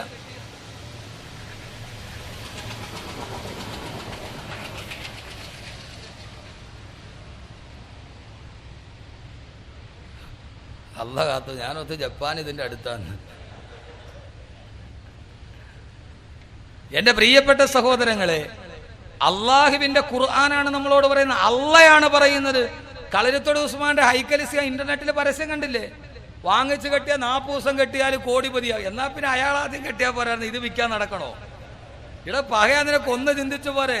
അയാൾ ഇത് കെട്ടിയിട്ട് 40 ദിവസം നടന്ന് അവൻ കോടിപതിയാവില്ല, പിന്നെ അയാൾ ഇത് വിൽക്കാൻ വേണ്ടി നടക്കണം. പോലീസ് കേസായി, എന്തൊക്കെ പുലിവാലായി, പോലീസും പിടിച്ച്. അവസാനം പണ്ടാരോ പറഞ്ഞാൽ, ഉത്സവപ്പറമ്പിൽ പറഞ്ഞാൽ 1 വെച്ചാൽ 2, 2 വെച്ചാൽ 4, കാലി അടിച്ചാൽ കമ്പനിക്ക്, പോലീസ് പിടിച്ചാൽ പിടലിക്ക് എന്ന് പറഞ്ഞ മാതിരിയായി. എന്നാ പിന്നെ ആദ്യം അവർക്ക് ചെയ്താൽ പോരെ? എത്ര പേരാ ചെയ്തത്? എന്റെ പൊന്നു സഹോദരങ്ങളെ, 5 വക്കത്ത് നിസ്കരിക്കാൻ നമുക്ക് പറ്റില്ല, നമുക്ക് കൈ നനയാതെ മീൻ പിടിക്കണം. അള്ളയൊക്കെ ഉണ്ട് ഉസ്താദെ, ഖുർആനാ നിങ്ങൾ പറഞ്ഞതൊക്കെ നമ്മൾ അംഗീകരിച്ചു. എനിക്ക് നിസ്കരിക്കാൻ പറ്റൂല, നോമ്പ് പിടിക്കാൻ പറ്റൂല, സക്കാത്ത് കൊടുക്കാൻ പറ്റൂല, ഒന്നും പറ്റൂല. പിന്നെ എന്ത് ചെയ്യണം? എനിക്ക് സർവ്വ ഐശ്വര്യം വരികയും ചെയ്യണം, എന്റെ രോഗം മാറുകയും ചെയ്യണം. അതങ്ങ് പൂനത്തിൽ കുഞ്ഞബ്ദുള്ളായിട്ട് പറഞ്ഞാൽ അത് ഇവിടെ നടക്കൂല. അള്ളാഹു പറയുന്ന ഒരു ഡിമാൻഡ് ഉണ്ട്. അള്ളാഹുവിനെ അള്ള തന്നെ പരിചയപ്പെടുത്തി തരിക. ഏത് വിഷയത്തിലാണ് നിനക്ക് റബ്ബിനെ മാറ്റി നിർത്തേണ്ടത്? നിങ്ങൾ പറയും, ഉസ്താദെ ഞാൻ പെട്ടിരിക്കുന്ന വിഷയം അത് രക്ഷപ്പെടാൻ പറ്റൂല. രക്ഷപ്പെടാൻ വേണ്ടി 1000 സാധ്യത പോലുമില്ലാത്ത, ഒരു സാധ്യത പോലുമില്ലാത്ത അപകടത്തിൽപ്പെട്ട മനുഷ്യനെ അള്ളാഹു രക്ഷപ്പെടുത്തിയ ചരിത്രം പറയുന്നു വിശുദ്ധ ഖുർആൻ. അതുകൂടി പറഞ്ഞിട്ട് പറയാം. മക്കളില്ലാത്തവർക്ക് മക്കളെ കൊടുത്തു. പ്രസവിക്കാൻ സമയത്ത് ഒരു മനുഷ്യനുമില്ലാതെ ആത്മഹത്യ ചെയ്യാൻ വേണ്ടി തീരുമാനിച്ച ഒരു പെണ്ണിനെയാണ് അള്ളാഹു പറഞ്ഞത്, പേടിക്കണ്ട, ഞാൻ നിന്റെ കൂടെയുണ്ട്. പേടിക്കണ്ട, പേടിക്കണ്ട, ഞാൻ നിന്റെ കൂടെ ഉണ്ട്. ആരാ പറഞ്ഞത്?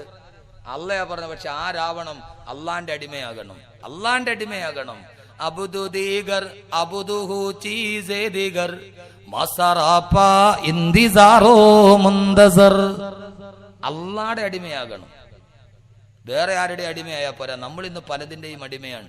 കേക്കീൻ, സമയം വളരെ സമയമായോ? നിർത്താൻ സമയമായോ? സമയ ഇല്ല. കൊള്ളാം, നല്ല സ്നേഹമുള്ള ആളുകൾ. ഒരു ദിവസമല്ലേ പരമാവധി എന്നെ പിഴിഞ്ഞിട്ട് വിടാൻ.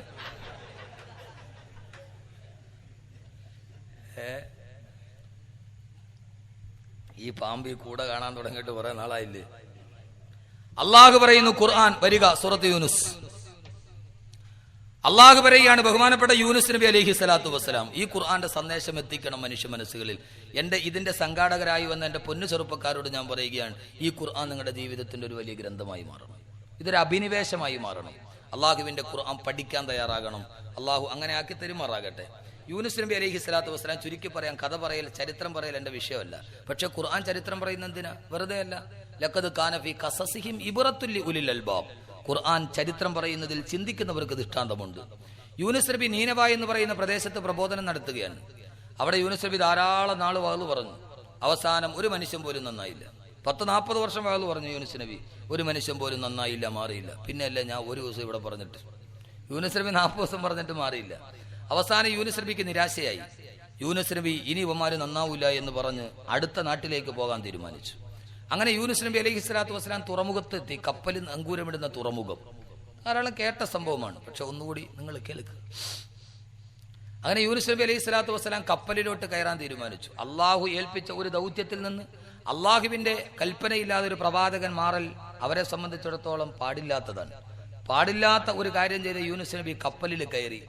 കപ്പൽ, പായ്ക്കപ്പൽ, തിരമാലകളെ കീറിമുറിച്ച് കടലിന്റെ നടുവിലൂടെ, അലമാലകളുടെ നടുവിലൂടെ കപ്പൽ മുന്നോട്ട് പോകാൻ തുടങ്ങി. കപ്പൽ ഒത്ത മധ്യത്തിലെത്തി. മാനത്ത് കാറുകൾ ഒരുമിച്ച് കൂടി. പടിഞ്ഞാറൻ ചക്രവാളത്തിൽ പാളികൾക്ക് നിറം മാറിയതുപോലെ എവിടെ നിന്നൊക്കെ ഒരു ഹുങ്കാര ശബ്ദം. തിമിർത്ത് പെയ്യുന്ന മഴ, കാറ്റും കോളും ആഞ്ഞടിക്കാൻ തുടങ്ങി. കപ്പല് കാറ്റിലും കോളിലും പെട്ട് കപ്പല് കിടന്ന് ചാഞ്ചാടാൻ തുടങ്ങി.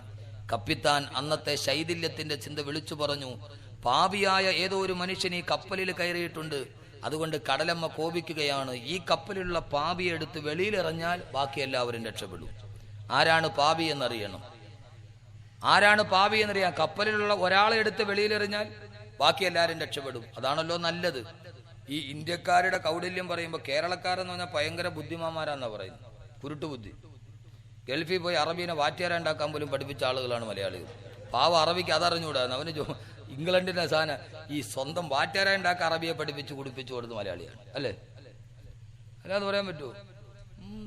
അപ്പൊ ഈ മലയാളിയുടെ കുതന്ത്രം പറയുമ്പോൾ പണ്ടൊരു കഥ പറഞ്ഞു കേട്ടിട്ടുണ്ട്. വിമാനം വരികയാണ്, ഒരു സാങ്കല്പിക കഥ. അപ്പൊ അറ്റ്ലാന്റിക് മഹാസമുദ്രത്തിന്റെ മുകളിലെത്തിയപ്പോൾ വൈമാനികൻ പറഞ്ഞു, ഇതിൽ 3 പേര് ഓവർലോഡാണ്, അതുകൊണ്ട് ഈ വിമാനം തകർന്ന് എല്ലാവരും മരിക്കും, അതുകൊണ്ട് 3 പേരെടുത്ത് വെളിയിൽ ചാടും. അപ്പൊ ഈ വിഷയം വിവാദമാവൂല. അതുകൊണ്ട് ഈ തന്റെ നാടിന്റെ യശസ് കാക്കാൻ വേണ്ടി ആദ്യം അവിടെ ഇരുന്നത് ഒരു അമേരിക്കക്കാരനാണ്. അവൻ ജയ് എബ്രഹാം ലിങ്കൺ എന്ന് പറഞ്ഞെടുത്ത് അവൻ താഴോട്ടിയാടി. രണ്ടാമത് അമേരിക്കാരൻ ചാടിയ പിന്നെ തൊട്ടടുത്തേക്കും റഷ്യക്കാരനാണ്. നാളെ എന്റെ നാടിനെ കുറിച്ച് ആളുകൾ വീരാഭിമാനത്തോടെ പറയണ്ടേ, ജയ് ലെനിൻ എന്ന് പറഞ്ഞ അയാളും എടുത്ത് താഴെച്ചാടി. പിന്നെ മൂന്നാമതുള്ള ഒരു ഇന്ത്യക്കാരനാണ്, പോരാത്തതിന് മലയാളി. അവനാണ് വാതിലിന്റെ സൈഡിൽ ഇരിക്കുന്നത്. അവര് വേണ്ടേ ചാടാൻ. എന്ത് ചെയ്യും? ചാടാൻ പറ്റുമോ, ചാടാതിരിക്കാൻ പറ്റുമോ? ഇപ്പൊ 4 വാർഡ് നോക്കിയിട്ട് ജയ് മഹാത്മാഗാന്ധി എന്ന് പറഞ്ഞ് തൊട്ടടുത്തിരുന്ന മൂക്ക് ചപ്പി ഒരു ചൈനീസുകാരൻ എടുത്ത് താഴോട്ട് എന്ന് പറഞ്ഞാൽ കപ്പല് നിറച്ച ആളുകളാണ്. ഒരാള് വെളിയിൽ പോയാൽ എല്ലാവരും രക്ഷപ്പെടും. പക്ഷെ ആരാണ് പാപി എന്നറിയണം. അവസാനം അവര് നറുക്കിടാൻ തീരുമാനിച്ചു. ഈ നറുക്ക് പണ്ട് മുതലേ ഉണ്ട്. ഒരു മന്ത്രിസ്ഥാനത്തിന് വേണ്ടി നറുക്കിട്ട വിവാദമൊന്നും നമ്മൾ മറന്നിട്ടില്ല. അള്ളാഹുവിന്റെ ഖുർആൻ പറയുകയാണ്, അവിടെ നറുക്കെടുപ്പ് നടന്നു. എല്ലാവരുടെയും പേരെഴുതിയിട്ട് നറുക്കിട്ടപ്പോൾ കിട്ടിയ പേരാരെന്നറിയോ? ബഹുമാനപ്പെട്ട യൂനുസ് ബിൻ നൂൻ. യൂനുസ് നബി അലൈഹിസ്സലാത്തു വസ്സലാമിന്റെ പേരാണ് വീണത്. യൂനുസ് നബി പറഞ്ഞു, ഞാൻ പാപിയല്ല, ഞാൻ പാപിയല്ല, ഞാൻ പാപിയല്ല, ആരും എന്നെ വലിച്ചെറിയരുതേ, ഒന്നുകൂടി നറുക്കിടണം. രണ്ടാമത് നറുക്കിട്ടു. രണ്ടാമത് വന്ന പേര് യൂനുസ് നബി അലൈഹിസ്സലാത്തു വസ്സലാമിന്റെ പേരാണ്. മൂന്നാമത് നറുക്കിട്ടു. മൂന്നാമത് വന്ന പേരും യൂനുസ് നബി അലൈഹിസ്സലാത്തു വസ്സലാമിന്റെ പേരാണ്. എല്ലാവരും കൂടി രണ്ട് കൈയിലും രണ്ട് കാലിലും തേക്കി കരയിലേക്ക് തിരമാലകളുടെ ആരവങ്ങൾ തലതല്ലി തിരിച്ചു പോകുന്ന പ്രക്ഷുബ്ധമായ കടലിലേക്ക് യൂനുസ് നബിയെ വലിച്ചെറിയുകയാണ്. കടലിന്റെ മുമ്പിലൂടെ കപ്പൽ മുന്നോട്ട് നീങ്ങി. യൂനുസ് നബി അലൈഹിസ്സലാത്തു വസ്സലാം, നമ്മുടെ യൂനുസ് നബി അലൈഹിസ്സലാത്തു വസ്സലാം, ആരാരും കടന്നു വരാത്ത, ഉച്ചത്തിലൊന്ന് നിലവിളിച്ചാൽ ഒരു മനുഷ്യൻ പോലും കേൾക്കാത്ത നടുക്കടലിന്റെ മധ്യത്തിൽ കിടന്ന് തള്ളിച്ചാടുകയാണ്. ആരാണ് സഹായിക്കാനുള്ളത്? നിലവിളിച്ചാൽ നിലവിളി കേൾക്കുമോ? ആരെങ്കിലും സഹായിക്കാനുണ്ടോ? തിരമാലകളുടെ മുകളിലൂടെ യൂനുസ് നബി തത്തിക്കളിക്കുമ്പോ അതാ ഒരു നീലത്തിമിംഗലം പാഞ്ഞു വരുന്നു. അതാ ഒരു നീലത്തിമിംഗലം പാഞ്ഞു വരുന്നു. ആ നീലത്തിമിംഗലം വായ് പിളർത്തി യൂനുസ് നബി അലൈഹിസ്സലാത്തു വസ്സലാം തിമിംഗലത്തിന്റെ വായിലേക്ക് പോവുകയാണ്. തിമിംഗലത്തിന്റെ ഉദരത്തിലാണ്. ആ തിമിംഗലമാണെങ്കിലോ മഹാസമുദ്രത്തിന്റെ അടിത്തട്ടിലേക്ക് ഊളിയിട്ടിറങ്ങി പോകുന്നു. എന്റെ ശബ്ദം കേൾക്കാൻ ചുറ്റും മൂലയിൽ തടിച്ചുകൂടിയ അള്ളാനെ കുറിച്ച് പറയുന്ന സദസ്, നമ്മുടെ ഉടമയെ കുറിച്ച് പറയുന്ന സദസ്, മനസ്സിലേറെങ്കിലും സംശയമുണ്ടെങ്കിൽ പൊന്നു സഹോദരങ്ങളെ, ഇപ്പോൾ യൂനുസ് നബി എവിടെയാ? ആരും കടന്നു വരാതെ പാരാവാരം പോലെ പരന്നെടുക്കുന്ന തിരമാലകളെ കരയിലേക്ക് തലതല്ലി തിരിച്ചു പോകുന്ന ആഴിക്കടലിന്റെ ഒത്ത മധ്യത്തിൽ നേരെ ആരാം കടലിൻ്റെതാണ് തിമിംഗലത്തിന്റെ വയറ്റിനുള്ളിൽ കിടക്കുകയാ. ആരാ സഹായിക്കാനുള്ളത്? രക്ഷപ്പെടാൻ കഴിയുമോ? രക്ഷപ്പെടാൻ കഴിയുമെന്ന നേരിയൊരു പ്രത്യാശ പോലുമില്ല. അത്രയും വലിയ അപകടത്തിൽ കിടക്കുകയാണ്. കടലിന്റെ അടിത്തട്ടില് തിമിംഗലത്തിന്റെ വയറ്റിൽ കിടന്ന യൂനുസ് നബി ചെയ്തതെന്താ? അള്ളാന്റെ ഖുർആൻ തന്നെ പറയുന്നത് കേൾക്കുക. അള്ളാഹു തന്നെ പറയുന്നത് കേൾക്കുക. വദന്നൂനി ഇദ്ഹബ മുഗാളിബാ ഫലന്ന അല്ലൻ നഖ്ദിറ അലൈഹി ഫനാദാ ഫിൽ ളുലുമാത് അല്ലാ ഇലാഹ ഇല്ലാ അൻത സുബ്ഹാനക ഇന്നി കുന്തു മിനൽ ളാലിമീൻ. തനിക്കിവിടെ നിന്ന് രക്ഷപ്പെടാൻ കഴിയില്ലെന്ന് യൂനുസ് നബിക്ക് ഉറപ്പായപ്പോ ആഴിക്കടലിന്റെ അഗാധമായ ഗത്തത്തിൽ കിടക്കുന്ന നീലത്തിമിംഗലത്തിന്റെ വയറ്റിലിരുന്നിട്ട് യൂനുസ് നബി പറയാൻ തുടങ്ങി, ദിക്ർ ചെല്ലാൻ തുടങ്ങി. ലാ ഇലാഹ ഇല്ലാ അൻത സുബ്ഹാനക ഇന്നി കുന്തു മിനൽ ളാലിമീൻ. ബഹുമാനപ്പെട്ട യൂനുസ് നബി അലൈഹിസ്സലാത്തു വസ്സലാം ആരും വരാത്ത തിമിംഗലത്തിന്റെ വയറ്റിന്റെ ഉള്ളിൽ കിടന്ന് ദിക്ർ ചെല്ലുകയാ. ആരാ ദിക്റിനെ നിഷേധിച്ചതാരാ? ദിക്ർ ചെയ്താൽ പ്രതിഫലമില്ലെന്ന് കരുതിയത് എവിടെയാ? ആഴിക്കടലിന്റെ തിമിംഗലത്തിന്റെ വയറ്റിനുള്ളിലിരുന്നിട്ട് അള്ളാന്റെ ഖുർആൻ പറഞ്ഞ ദിക്ർ ചെല്ലിയപ്പോ 40 ദിവസം യൂനുസ് നബി ദിക്ർ ചെല്ലുകയാണ്. അവസാനം 40ാമത്തെ ദിവസം എത്തുമ്പോ അള്ള പറഞ്ഞു, തിമിംഗലമേ ജലോപരിതലത്തിലേക്ക് തിരിച്ചു വരിക. ആ തിമിംഗലം ആരുടെയോ ആജ്ഞ കിട്ടിയതുപോലെ സമുദ്രത്തിന്റെ തീരത്തേക്ക് തിരിച്ചു വന്നു. എന്റെ യൂനുസിനെ വെളിയിലാക്ക് തിമിംഗലമേ. ഓ തിമിംഗലം ഒന്ന് വാവിളർന്നപ്പോ വയറ്റിന്റെ ഉള്ളിൽ കിടന്ന യൂനുസ് നബി അലൈഹിസ്സലാത്തു വസ്സലാം, യൂനുസ് നബി അലൈഹിസ്സലാത്തു വസ്സലാം കടൽക്കരയിലേക്ക് തെറിച്ചു വീടുന്നു. കടൽക്കരയിലേക്ക് തെറിച്ചു വീടുന്നു.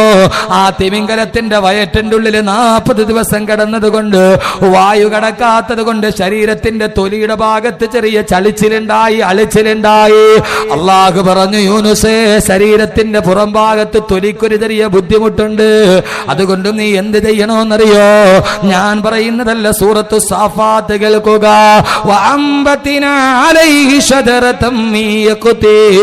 അള്ളാഹു കടൽക്കരയിൽ ഒരു ചെറിയ സസ്യത്തെ മുളപ്പിച്ചു കൊടുത്തു.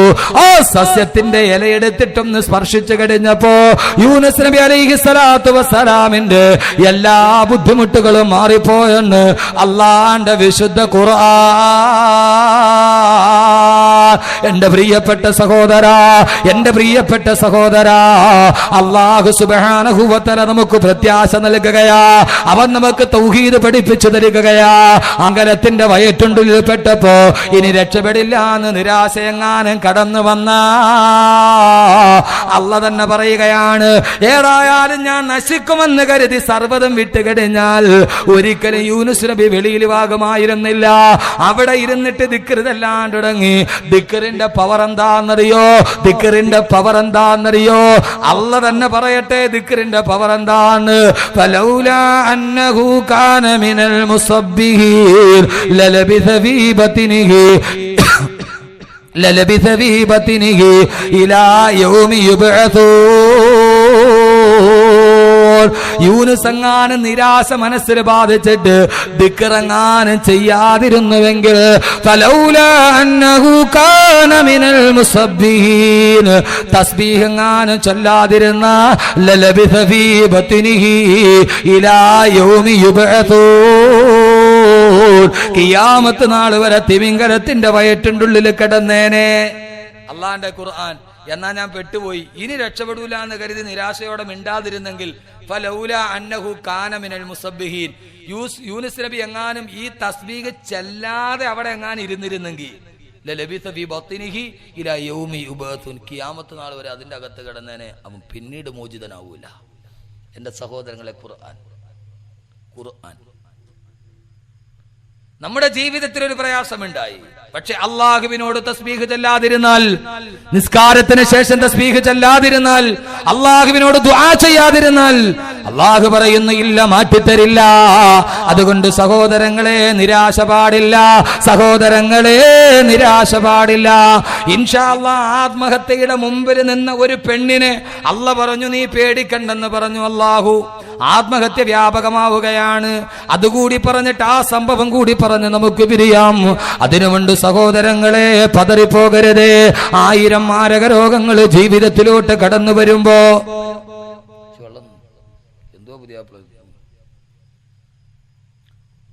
അള്ളാഹു നമ്മുടെ എല്ലാ പ്രശ്നങ്ങളിലും അള്ളാഹു മോചനം നൽകട്ടെ. പ്രശ്നങ്ങളില്ലാത്ത ആരാ ഉള്ളത്? പ്രയാസങ്ങളില്ലാത്ത ആരാ ഉള്ളത്? ഖുഷി ജിന്ദഗി की महलों में हमीम सो नहीं सकता, जिंदगी की नुकेली पत्थर के रास्ते पर चलना चाहिए. ഖുഷി ജിന്ദഗി की महलों में हमीम सो नहीं सकता. ജീവിതത്തിന്റെ പരവതാനി വിരിച്ച പൂവിന്റെ പരവതാനി വിരിച്ച പട്ടുമത്തയിൽ കിടക്കാനൊന്നുമല്ല അള്ളാഹു നമ്മളെ സൃഷ്ടിച്ചത്. ജിന്ദഗിക്ക് നുക്കേലി പത്തർക്കി രാസ്തേ പർ ചലനാ ചാഹിയേ. ജീവിതം എന്ന് പറഞ്ഞാൽ കൂർത്തു മൂർത്ത് കിടക്കുന്ന കല്ലിലും മുള്ളിലും ചവിട്ടി വേണം പോകാൻ. സഹോദരങ്ങളെ, അള്ളാഹുവിൽ വിശ്വസിച്ചിട്ട് മുമ്പോട്ട് പോകുകയും. എന്തിനാ നമ്മൾ നിരാശരാകുന്നത്? എന്തിനാ? ഒരു ഉറുദു ചിന്തകൻ പറഞ്ഞതുപോലെ അള്ളാഹു മനുഷ്യനെ സൃഷ്ടിച്ചത് ഇബാദത്ത് ചെയ്യാൻ വേണ്ടിയാണെന്നാണ്. ഇബാദത്ത് ചെയ്യാൻ വേണ്ടി മാത്രമാണ് മനുഷ്യനെ സൃഷ്ടിച്ചിരുന്നെങ്കിൽ അള്ളാഹു മനുഷ്യനെ സൃഷ്ടിക്കേണ്ട ആവശ്യമുണ്ടായിരുന്നില്ല. എപ്പോഴും അവന് ഇബാദത്ത് ചെയ്യാൻ അവന്റെ മലക്കുകൾ ഉണ്ടായിരുന്നു. മനുഷ്യൻ ജീവിതത്തിൽ അനുഭവിക്കുന്ന ദുഃഖങ്ങളും ദുരിതങ്ങളും കാണുമ്പോൾ ഞാൻ ഓർക്കുന്നു, ജീവിതത്തിന്റെ ദുഃഖം പഠിപ്പിക്കാൻ വേണ്ടിയാണോ അള്ളാഹു മനുഷ്യനെ സൃഷ്ടിച്ചത് എന്ന് ഞാൻ കരുതി പോവുകയാണ്. എൻ്റെ പ്രിയപ്പെട്ട സഹോദരങ്ങൾ, ഇത്രയും നേരം കേൾക്കുന്നതിലല്ല, ജീവിതത്തിൽ ഒരു പ്രത്യാശ ഉണ്ടാവണം. എല്ലാം നഷ്ടപ്പെട്ട്, സാമ്പത്തികം നഷ്ടപ്പെട്ടവരുണ്ട്, കടബാധ്യതകൾ വന്നവരുണ്ട്, മക്കളെ ഓർത്ത് പരിതപിക്കുന്നവരുണ്ട്. എൻ്റെ പ്രിയപ്പെട്ട പൊന്നു സഹോദരങ്ങളെ, സഹോദരിമാരെ, ജീവിതം വഴിമുട്ടി നിന്നിട്ട് മരിച്ചാൽ മതിയായിരുന്നു എന്നാഗ്രഹിച്ചിട്ടില്ലേ? ചിലപ്പോ അങ്ങനെ ആഗ്രഹിച്ച ഒരു പെണ്ണിനെയാണ് അള്ളാഹ് പറഞ്ഞു നീ പേടിക്കണ്ട, ഞാനുണ്ടെന്ന് പറഞ്ഞത്. ഖുർആൻ അള്ളാന്റെ ഖുർആനാണ്.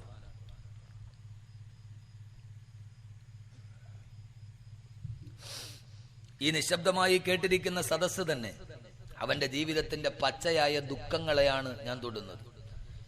ഇത് അറ്റ്ലാന്റിക്കിന്റെയും പസഫിക്കിന്റെയും കഥയല്ല. ഇത് യുറാനസിന്റെയും നെപ്റ്റ്യൂണിന്റെയും വിഷയമല്ല. ഒരു മനുഷ്യൻ അവന്റെ ജീവിതത്തിന്റെ കൺമുന്നിൽ, അവന്റെ കുടുംബത്തിന്റെ 4 ചുവരുകളുടെ ഉള്ളിൽ അനുഭവിക്കുന്ന അവന്റെ നിത്യജീവിതത്തിന്റെ പച്ചയായ യാഥാർത്ഥ്യങ്ങളിൽ തൊട്ട പരമാർത്ഥങ്ങളാണിത്. അള്ളാഹു നമുക്ക് ജീവിതത്തിൽ ഈമാനോടെ നിലനിൽക്കാൻ അള്ളാഹു തൗഫീക്ക് നൽകട്ടെ. അള്ളാഹു തൗഫീക്ക് നൽകട്ടെ. എന്തിനാണ് സഹോദരങ്ങളെ ഭയക്കുന്നത്? നീ ഏത് പ്രതിസന്ധിയിലാണെങ്കിലും പാരാവാരം പോലെ പരന്നൊടുകുന്ന കടലിന്റെ നടുവിലൂടെ ഒരു കൊതുമ്പ് വള്ളം തുടഞ്ഞുകൊണ്ട് നീ മുമ്പോട്ട് പോകുമ്പോൾ കാറ്റും കോളും തിരമാലകളും പ്രക്ഷുബ്ധമായി കടലിന്റെ നടുവിൽ നിന്റെ കൊതുമ്പ് വള്ളം തിരമാലയുടെ നടുവിൽ കടന്നിട്ട് ചാഞ്ഞിട്ട് നീ ഏകനായി കടലിൽ കടന്നാലും പൊന്നുമോനെ ഭയപ്പെടരുത്. എന്തിനാ ഭയപ്പെടുന്നത്? കം താഹെ ദിൽ തേര അന്ദേശ തൂഫാൻ സക്യാ നഹുദാതു കിസ്തി ബിതു ബഹർ ബിതു സാഹിൽ ബിതു आग किसकी दस्त तू आवाज रहती है तुझे राह तू रहबर बितू रहरू बितू राह मंजिल बितू. എന്തിനാണ് പതറുന്നത്? ജീവിതത്തിന്റെ ഏറ്റവും വലിയ പ്രയാസങ്ങളിലോട്ട് കടന്നു ചെല്ലുമ്പോൾ ഏറ്റവും വലിയ ആത്മഹത്യ ചെയ്യുന്ന നാടായി നമ്മുടെ കേരളം മാറുകയാണ്. മനുഷ്യൻ ജീവിതം അവസാനിപ്പിക്കുകയാണ്. പ്രയാസങ്ങൾ കടന്നു വരുമ്പോ റെയിൽവേ ട്രാക്കുകളിൽ ചിതറിത്തെടുക്കുന്ന മൃതദേഹങ്ങൾ, ഒരു ചാൻ കയറിൽ തൂങ്ങിയാടുന്ന മൃതദേഹങ്ങൾ. ലോകത്തെ ഏറ്റവും കൂടുതൽ ആത്മഹത്യ നടക്കുന്ന ദേശീയ ഭൂഖണ്ഡത്തിലാണ്. ഏഷ്യയിൽ തന്നെ ഇന്ത്യയിലാണ്, ഇന്ത്യയിൽ തന്നെ കേരളത്തിലാണ്. കേരളത്തിൽ തന്നെ ഏറ്റവും കൂടുതൽ ആത്മഹത്യ നടക്കുന്നത് പാലക്കാട് ജില്ലയിലാണ്. എന്റെ സഹോദരങ്ങളെ, ആത്മഹത്യ ദിവസവും കാണുകയാണ്. ജീവിതത്തിൽ പ്രയാസങ്ങൾ ഉണ്ടാകുമ്പോൾ ആത്മഹത്യ ചെയ്യുന്നവർ, എന്തിനാണ് നീ ഭയക്കുന്നത്? എന്തിനാ? പാരാവാരം പോലെ പരന്നൊടുകുന്ന കടലിന്റെ നടുവിൽ നീ ഏകനായാലും എന്തിനാണ് ഭയക്കുന്നത്? എന്തിനാ? കാംതാകെ ദിൽ തേര അന്തേസ തൂഫാൻ സക്യാ നഹുദാ തൂ കശ്തി ബി തൂ ബഹർ ബി തൂ സാഹിൽ ബി തൂ ആഹ് കിസ്കി ദസ്തു തൂ ആവാസ് രഹ്തി ഹെ തുझे राह तो रहबर भी तो रहरो भी तो मंजिल भी तो. കാന്താകതിൽ നിന്റെ ഹൃദയം പതറുന്നത് എന്തിനാണ്? എന്തിനാണ് പേടിച്ചു നീ മാറുന്നത്? എന്തിനാ? നഹുദാതു, നിനക്കൊരല്ലാഹുവില്ലയോ? നഹുദാതു, നിനക്ക് അല്ലാഹുവില്ലയോ? ആരുമില്ലാത്ത മരുഭൂമിയിൽ ആത്മഹത്യ മരിച്ചാൽ മതിയായിരുന്നു എന്ന് ചിന്തിച്ച പെണ്ണിന് ജീവിതത്തിലേക്ക് തിരിച്ചു കൊണ്ടുവന്ന് നിന്റെ അല്ലാഹുവുണ്ടല്ലോ. ഇത് ഖുർആൻ പറയുന്ന സംഭവമാണ്. ഇൻഷാ അല്ലാഹ് അതുകൂടി പറഞ്ഞ് നമുക്ക് അവസാനം ചിന്തിക്കാൻ പാടില്ല. അല്ലാഹുവിന്റെ പ്രവാചകൻ പറഞ്ഞു, വമൻ ഖതല നഫ്സഹു ബിഹദീദാ വഹദീദതുഹു ഫീ യദിഹി. ആരെങ്കിലും മൂർച്ചയുള്ള ഒരായുധം കൊണ്ട് ആത്മഹത്യ ചെയ്താൽ, ആരെങ്കിലും മൂർച്ചയുള്ള ഒരായുധം കൊണ്ട് കുത്തി ആത്മഹത്യ ചെയ്താൽ നാളെ പരലോകത്തെത്തുമ്പോ ഫഹുവയതറദ്ദാ ഫീ നാരി ജഹന്നമ ഖാലിദൻ മുഖല്ലദാ. നാളെ പരലോകത്തെത്തുമ്പോ അതേ മൂർച്ചയുള്ള ആയുധം അവന്റെ പള്ളയിലേക്ക് അല്ലാഹു കുത്തിയിറക്കുമെന്ന് ആദരവായ പ്രവാചകൻ നബി മുഹമ്മദ് മുസ്തഫ. വമൻ ശരിബ സുമ്മ, ആരെങ്കിലും വിഷം കുടിച്ച് ആത്മഹത്യ ചെയ്താൽ ഫഹുവ യതഹസ്സാ ഫീ നാരി ജഹന്നമ ഖാലിദൻ മുഖല്ലദാ. നാളെ അതേ വിശദ്രാവകം അല്ലാഹു പരലോകത്തവന്റെ വയറ്റിലോട്ട് ഒഴിച്ചു കൊടുക്കുമെന്ന് ആദരവായ പ്രവാചകൻ നബി മുഹമ്മദ് മുസ്തഫ. ആരെങ്കിലും അവൻ തറദ്ദാലാ ജബലിന്, ആരെങ്കിലും തൂങ്ങി മരിച്ചാൽ നാളെ പരലോകത്ത് നരകത്തിന്റെ അഗാഢ ഗർത്തത്തിലേക്ക് അവനെ അല്ലാഹു വലിച്ചെറിയുമെന്ന് അല്ലാഹുവിന്റെ പ്രവാചകൻ പറയുമ്പോ പതറരുത് സഹോദരങ്ങളെ.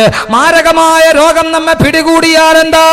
അയ്യൂബ് നബിയെ പോലെ അല്ലാഹുവിനുള്ള അടിയുറച്ച വിശ്വാസത്തിലൂടെ അവനോട് പറയാൻ നമുക്ക് കഴിഞ്ഞാൽ നമ്മുടെ മക്കൾ നമുക്ക് ദുഃഖമായി മാറുമ്പോ എറണാകുളം ലക്ഷോർ ഹോസ്പിറ്റലിലേക്ക് മാതാവിന്റെ പിതാവിന്റെ കൈ പിടിച്ചുകൊണ്ട് 3 വയസ്സുകാരി പൊന്നുമോള് കടന്നു വരികയാണ്. വിവാഹം കഴിഞ്ഞ് 11ാമത്തെ വർഷം കിട്ടിയ പൊന്നുമോളാണ്. കാത്തിരുന്ന് കിട്ടിയ കൈവല്യം പോലെ കൈവെള്ളയിൽ കാത്തു സൂക്ഷിച്ച കൺമണി. 3 വയസ്സുള്ള കുട്ടി ഇടുപ്പിട്ട പൊന്നുമോൾ ഉമ്മയുടെ കയ്യിൽ പിടിച്ചുകൊണ്ട് പല്ലുമുട്ടയേക്കാൾ വെളുപ്പുള്ള പല്ലുകൊണ്ട് ചിരിച്ചു കൂത്താടി അവള് കടന്നു വരികയാണ്. ആ പൊന്നുമോള് 11 വർഷത്തിന് കാത്തിരുന്ന് കിട്ടിയ പൊന്നുമോൾ ഒരു ദിവസം രാവിലെ പല്ല് തേച്ചുകൊണ്ടിരിക്കുമ്പോ പൊന്നുമോള് പൊട്ടിക്കരയാൻ തുടങ്ങി. ഉമ്മ ഓടി വന്ന് നോക്കുമ്പോൾ അവളുടെ മോണയിലൂടെ രക്തത്തുള്ളികൾ കിനിയുകയാണ്. സ്വാഭാവികമായി ബ്രഷിന്റെ ഏതെങ്കിലും ഭാഗം പൊട്ടിയിട്ട് തൊട്ടിട്ട് മോണ പൊട്ടിയതാണെന്ന് കരുതിയ ഉമ്മ മകളുടെ കരച്ചിലിന് അവസാനമില്ല. അടുത്ത ഹോസ്പിറ്റലിൽ പോയി അവസാനമില്ല. അവസാനം മോണ പഴുക്കാൻ തുടങ്ങി. സഹോദരങ്ങളെ, ഡോക്ടർമാര് പറഞ്ഞു വിദഗ്ധ പരിശോധനയ്ക്ക് എറണാകുളം ലക്ഷോറിലെത്തുക. എറണാകുളം ലക്ഷോറിലോട്ട് കടന്നു വന്ന ആ പ്രിയപ്പെട്ട പൊന്നുമോൾ, മാതാപിതാക്കളുടെ കൈപിടിച്ച് കടന്നു വന്ന പൊന്നുമോൾ വിദഗ്ധ പരിശോധന നടത്തിയിട്ട് ഡോക്ടർമാര് പറയുന്നു പൊന്നുമോൾക്ക് മോണയിൽ ക്യാൻസർ ആണത്രേ. പൊന്നുമോൾക്ക് മോണയിൽ ക്യാൻസർ ആണത്രേ. വിവാഹം കഴിഞ്ഞ് 11 വർഷം കാത്തിരുന്ന കിട്ടിയ പൊന്നുമോൾക്ക് ക്യാൻസർ ആണെന്നറിഞ്ഞപ്പോ അവളുടെ ഉമ്മ അതേ സ്പോട്ടില് ബോധം കെട്ട് താഴോട്ട് വീണു. എന്ത് ചെയ്യണമെന്നറിയാതെ ബോധം കെട്ട് താഴെ വീണ ഭാര്യയെ തന്റെ വലത് വലത് കൈ കൊണ്ട് താങ്ങിയെടുത്ത് ഇടത്തെ കൈയുടെ വിരലിൽ തന്റെ പൊന്നുമോളുടെ വിരലുകളും കൂട്ടിപ്പിടിച്ച് നടന്നിറങ്ങിയ ആ ചെറുപ്പക്കാരന് എന്ത് ചെയ്യണമെന്നറിയില്ല. ഒരു കൈയിൽ ബോധരഹിതയായി കിടക്കുന്ന പൊലമ്പുന്ന പൊട്ടിക്കരയുന്ന ഭാര്യ, ഇടത്തെ കൈയിലൊന്നും അറിയാതെ വാപ്പയെ നോക്കിയിട്ട് പൊട്ടിച്ചിരിക്കുന്ന പൊന്നുമോൾ. ആ പൊന്നുമോൾക്കറിയില്ല താൻ മരണത്തിലേക്ക് നടക്കുകയാണെന്ന്, താൻ മാരകമായ അർബുദത്തിന്റെ അടിമയാണെന്ന്. ഒന്നും അറിയാതെ നിഷ്കളങ്കമായി പൊട്ടിച്ചിരിയുന്ന പൊന്നുമോൾ എന്തോ തീരുമാനിച്ചതുപോലെ ആ ചെറുപ്പക്കാരൻ ആശുപത്രിയുടെ റൂമിൽ കയറി വാതിലടച്ചു. രാവിലെ നഴ്സുമാര് വന്ന് തട്ടി തുറക്കുമ്പോൾ തുറക്കുന്നില്ല. താക്കോൽ പടുതിലൂടെ നോക്കുമ്പോൾ ആശുപത്രി കിടക്കയിൽ കമിഴ്ന്ന് കിടക്കുന്ന 3 മൃതദേഹങ്ങളാണ്. കമിഴ്ന്ന് കിടക്കുന്ന 3 മൃതദേഹങ്ങളാണ്. ചവിട്ടിപ്പൊളിച്ചകത്തോട്ട് കിടക്കുമ്പോ കമിഴ്ന്ന് കിടക്കുന്ന ആ ചെറിയ ആശുപത്രി കിടക്കയിൽ ജീവിതത്തിൽ എന്ന പോലെ വലത് ഭാഗത്ത് പിതാവ്, ഇടത് ഭാഗത്തുമ്മ, നടുക്ക് തന്റെ വലത്തെ കൈകൾ കൊണ്ട് തരിവളയിട്ട വലത്തെ കൈകൾ കൊണ്ട് ഉമ്മയെ കെട്ടിപ്പിടിച്ച് ഇടത്തെ കൈകൾ കൊണ്ട് പിതാവിന്റെ മുതുകിലേക്ക് തന്റെ കൈയെടുത്ത് വെച്ച് കമിഴ്ന്ന് കിടക്കുന്ന 3 വയസ്സുകാരി പൊന്നുമോൾ. തൊട്ടടുത്തൊരു ഒഴിഞ്ഞ കീടനാശിനിയുടെ കുപ്പി, അതിന്റെ താഴ്ഭാഗത്തൊരു വെള്ളക്കടലാസിൽ ചിതറിത്തെറിച്ച അക്ഷരങ്ങൾ കാണാം. ഞങ്ങളുടെ പൊന്നുമോളില്ലാത്ത ജീവിതം ഞങ്ങൾക്ക് എന്തിന്? അവളുടെ ചിരി കാണാത്ത ഇനി ഒരു ജീവിതം ഞങ്ങൾക്ക് കാണില്ല. അതുകൊണ്ട് നിങ്ങളാരും ഞങ്ങളെ കുറ്റപ്പെടുത്തരുത്. അവള് പോകുന്നിടത്തോട്ട് ഞങ്ങളും പോയി കൊള്ളട്ടെയോ? അവളില്ലാത്ത ജീവിതം ഞങ്ങൾക്ക് എന്തിന്? അവള് പോകുന്നിടത്തേക്ക് ഞങ്ങളും പോയി കൊള്ളട്ടെയോ എന്ന് പറഞ്ഞ് കീടനാശിനിയിലെ വിശക്കുപ്പിയിലെ ദ്രാവകം മകളുടെ വായിലേക്ക് ഒഴിച്ചു കൊടുത്ത് ആത്മഹത്യ ചെയ്ത മാതാപിതാക്കൾ. ആ രംഗം വളരെ ഹൃദയഭേദകമാണ്. സാധാരണ ഉമ്മ വാപൊളിക്കാൻ പറയുന്നത് അമ്മിഞ്ഞപ്പാല് തരാനാണ്. അന്ന് ആ കുഞ്ഞ് വാപൊളിച്ചിട്ടുണ്ടാവില്ലേ തന്റെ ഉമ്മതിനെ കമ്മിഞ്ഞപ്പാല് തരാനാണെന്ന്. അമ്മിഞ്ഞപ്പാല് കൊടുത്ത് അതേ കവിളിലേക്ക് ഉമ്മ ഒഴിച്ചു കൊടുത്തത് കീടനാശിനിയാണ്. സ്വന്തം മകള് പിടഞ്ഞു പിടഞ്ഞു മരിക്കുമ്പോ അതേ കീടനാശിനി കടിച്ച് ആത്മഹത്യ ചെയ്തു പോയ മാതാപിതാക്കൾ. സബേഹം സബേഹം സബേഹം ഇങ്ങനെ കരയാൻ മാത്രം അല്ലാഹുവേ ഞങ്ങൾ എന്ത് തെറ്റാണ് ചെയ്തത്? ഇങ്ങനെ പരീക്ഷിക്കപ്പെടാൻ മാത്രം എന്ത് അപരാധമാണ് തമ്പുരാനെ ഞങ്ങൾ ചെയ്തത്? സഹോദരങ്ങളെ, ജീവിതം ദുഃഖമാണ്. ജീവിതം ദുഃഖിക്കാൻ വേണ്ടി മാത്രമുള്ളതാണെന്ന് തോന്നിപ്പോകുന്നത് പോലെ, ആരോ പറഞ്ഞതുപോലെ അറബിക്കടലിന്റെ ജലത്തുള്ളിയല്ല കൂടുതൽ, മനുഷ്യന്റെ കണ്ണിലൂടെ ഒഴുകി ഒലിക്കുന്ന കണ്ണുനീരാണ് കൂടുതൽ. കണ്ണുനീരാണ് അളന്നു നോക്കിയാൽ കൂടുതൽ. ജീവിതം ദുഃഖമാണ്. ലഖദ് ഖലഖ്നൽ ഇൻസാന ഫീ കബദ്. മനുഷ്യനെ ഞാൻ സൃഷ്ടിച്ചതേ ദുഃഖമാണ്, ദുഃഖമാണ്. അല്ലാഹു നമ്മുടെ ദുഃഖങ്ങൾ അല്ലാഹു മാറ്റിത്തരട്ടെ. നമ്മുടെ ദുഃഖങ്ങൾ അല്ലാഹു മാറ്റിത്തരട്ടെ. എന്റെ സഹോദരങ്ങളെ, ദുഃഖങ്ങളില്ലാത്തവരാരുമില്ല. ഞാൻ ആത്മഹത്യയുടെ മുനമ്പിലെത്തിയിട്ട് അതിർന്ന് ചിരിച്ചു വന്ന ഒരു പെണ്ണിന്റെ കഥ പറയുന്നതിന് മുമ്പ് 100 കണക്കിന് 1000 ആളുകൾ ഒരു പാരാവാരം പോലെ തടിച്ചുകൂടിയ നീണ്ട 2.5 മണിക്കൂറുകളായി ഒരു സൂചിയിട്ടാൽ കേൾക്കുന്ന നിശബ്ദതയിൽ കണ്ണുമുഖത്ത് നിന്ന് പറിക്കാതെ കേട്ട് നിന്ന എന്റെ പ്രിയപ്പെട്ട ചുറ്റുമൂലയിലെ എന്റെ പ്രിയപ്പെട്ട സഹോദരങ്ങളെ, മനസ്സിന്റെ ഹൃദയത്തിൽ വിരൽ തൊട്ടിട്ട് ഞാനൊന്ന് ചോദിക്കട്ടെ. അള്ളാഹുവിന്റെ വിശുദ്ധമായ സദസ്സിൽ, അള്ളാഹുവിന്റെ വിശുദ്ധമായ സദസ്സിൽ അള്ളാഹു പറഞ്ഞു, നിങ്ങളുടെ ദുഃഖങ്ങൾ മാറണോ? നിങ്ങളുടെ പ്രയാസങ്ങൾ മാറണോ? അള്ളാഹുവിനോട് നിങ്ങൾ ദുആ ചെയ്യുക. അയ്യൂബ് നബിയെ പോലെ അള്ളാഹുവേ അള്ളാഹുവേ അള്ളാഹുവേ തമ്പുരാനെ എന്ന് അള്ളാഹുവിനോട് പറയാൻ കഴിഞ്ഞാൽ സത്താർ ഗഫാർ വഹീഹേ ബന്ദോങ്ക ഗംഖാർ വഹീഹേ സത്താർ ഗഫാർ വഹീഹേ ബന്ദോങ്ക ഗംഖാർ വഹീഹേ. അടിമകളുടെ ദുഃഖം അറിയുന്ന തമ്പുരാൻ അവൻ മാത്രമാണ്. അൽഹംദുലില്ലാഹ്, ഈ സദസ്സിനൊരു ലക്ഷ്യമുണ്ട്. എല്ലാവരും ഞാൻ ചോദിക്കുന്നത് ഇതുകൂടി പറഞ്ഞ് അവസാനം 10 സലാത്ത് ചൊല്ലി കാര്യമായി ദുആ ചെയ്തിട്ട് നമുക്ക് പിരിയാം. പക്ഷേ ഈ സദസ്സിൽ കുറച്ച് സുമനസ്സുകൾ ഉണ്ടാകണം. മനസ്സിൽ തക്കവയുള്ള അള്ളാഹിനെ കുറിച്ച് ബോധമുള്ളവരുണ്ടാകണം. ഈ സംഘാടകർ ഒരു നിർധനയായ യുവതിയെ കണ്ടെത്തിയിട്ടുണ്ട്. അവളുടെ വിവാഹത്തിന് വേണ്ടി ഒരൽപ്പം ധനസഹായം നമുക്ക് കൊടുക്കണം. കേൾക്കണം. ഇത്രയും നേരം 2 മണിക്കൂർ ഞാൻ അള്ളാന്റെ ഖുർആൻ മാത്രം പറഞ്ഞ സദസ്സാണിത്. എല്ലാ സദസ്സിലും ഈ വിനീതം ചോദിക്കുന്നത് പോലെ അള്ളാഹുവിന്റെ വിശുദ്ധമായ ഖുർആനിൽ 6666 ആയത്തുകളുണ്ട്. അള്ളാഹുവിന്റെ വിശുദ്ധമായ ഖുർആൻ ഫീഹി ശിഫാഉൽ ലിന്നാസ് മാ ഹുവ ശിഫാ. അല്ലാഹ് പറഞ്ഞു ഖുർആൻ രോഗശമനമാണെന്ന്. അള്ളാഹുവിന്റെ ഖുർആൻ തന്നെ പറഞ്ഞു. ഈ സദസ്സിൽ നിന്നാകുവേ ഉസ്താദെ ഒരു പാവപ്പെട്ട പെൺകുട്ടിക്ക് വേണ്ടി 6666 രൂപ ഇവിടെ വെച്ച് വാഗ്ദാനം ചെയ്തിട്ട് പിന്നീട് ഈ സംഘാടകരെ ഏൽപ്പിക്കുക. ഞാൻ ഇവിടെ വെച്ച് വാഗ്ദാനം ചെയ്യുകയാണ്. എന്റെ അള്ളാഹുവേ, എന്റെ ജീവിതത്തിന്റെ എല്ലാ പ്രയാസങ്ങളും മാറാൻ എന്റെ പൊന്നുമക്കൾ 6666 ആയത്തുകൾ കാണാതെ പഠിച്ച ഹാഫിളീങ്ങളായി മാറാൻ എത്രയോ സദസ്സിൽ ഈ വിനീതൻ ആയിരക്കണക്കിന് സദസ്സുകളിൽ വാങ്ങിച്ചിട്ടുണ്ട്. എല്ലാ സദസ്സുകളിലും അവർക്ക് വേണ്ടി ദുആ ചെയ്യാറുമുണ്ട്. അള്ളാഹുവിന്റെ പ്രവാചകന്റെ വാക്കുകൾ കടമെടുത്ത് ഈ സദസ്സിൽ ചോദിക്കുമ്പോ അള്ളാന്റെ റസൂല് സഹാബത്തിനോട് ചോദിക്കും, ഒരു സദക്ക ചോദിച്ചിട്ട് ആരാ പറയുന്നത് ആദ്യം? ആ സമയത്തൊരു സഹാബി ചാടി എഴുന്നേക്കും, അനയാ റസൂലല്ലാഹ്, ഞാൻ തരാൻ നബിയേ. ആരെന്നറിയോ? ബഹുമാനപ്പെട്ട സയ്യിദുനാ ഉസ്മാൻ ഇബ്നു അഫ്ഫാൻ. ഉസ്മാൻ ഇബ്നു അഫ്ഫാൻ റളിയല്ലാഹു തആല അൻഹു ആണത്.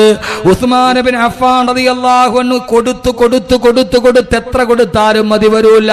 ചാടി എഴുന്നേറ്റിട്ട് പറയും ഉസ്മാൻ റളിയല്ലാഹു അൻഹു. പക്ഷേ അതിന് ഉസ്മാൻ റളിയല്ലാഹു അൻഹുവിന് അല്ലാഹു കൊടുത്ത പ്രതിഫലം എന്താണെന്നറിയോ? മരണസമയമായപ്പോൾ ഉസ്മാൻ റളിയല്ലാഹു അൻഹു വീട്ടിലേക്ക് കഴിയുകയാണ്. എതിരാളികൾ വീട് മുഴുവനും വളഞ്ഞു.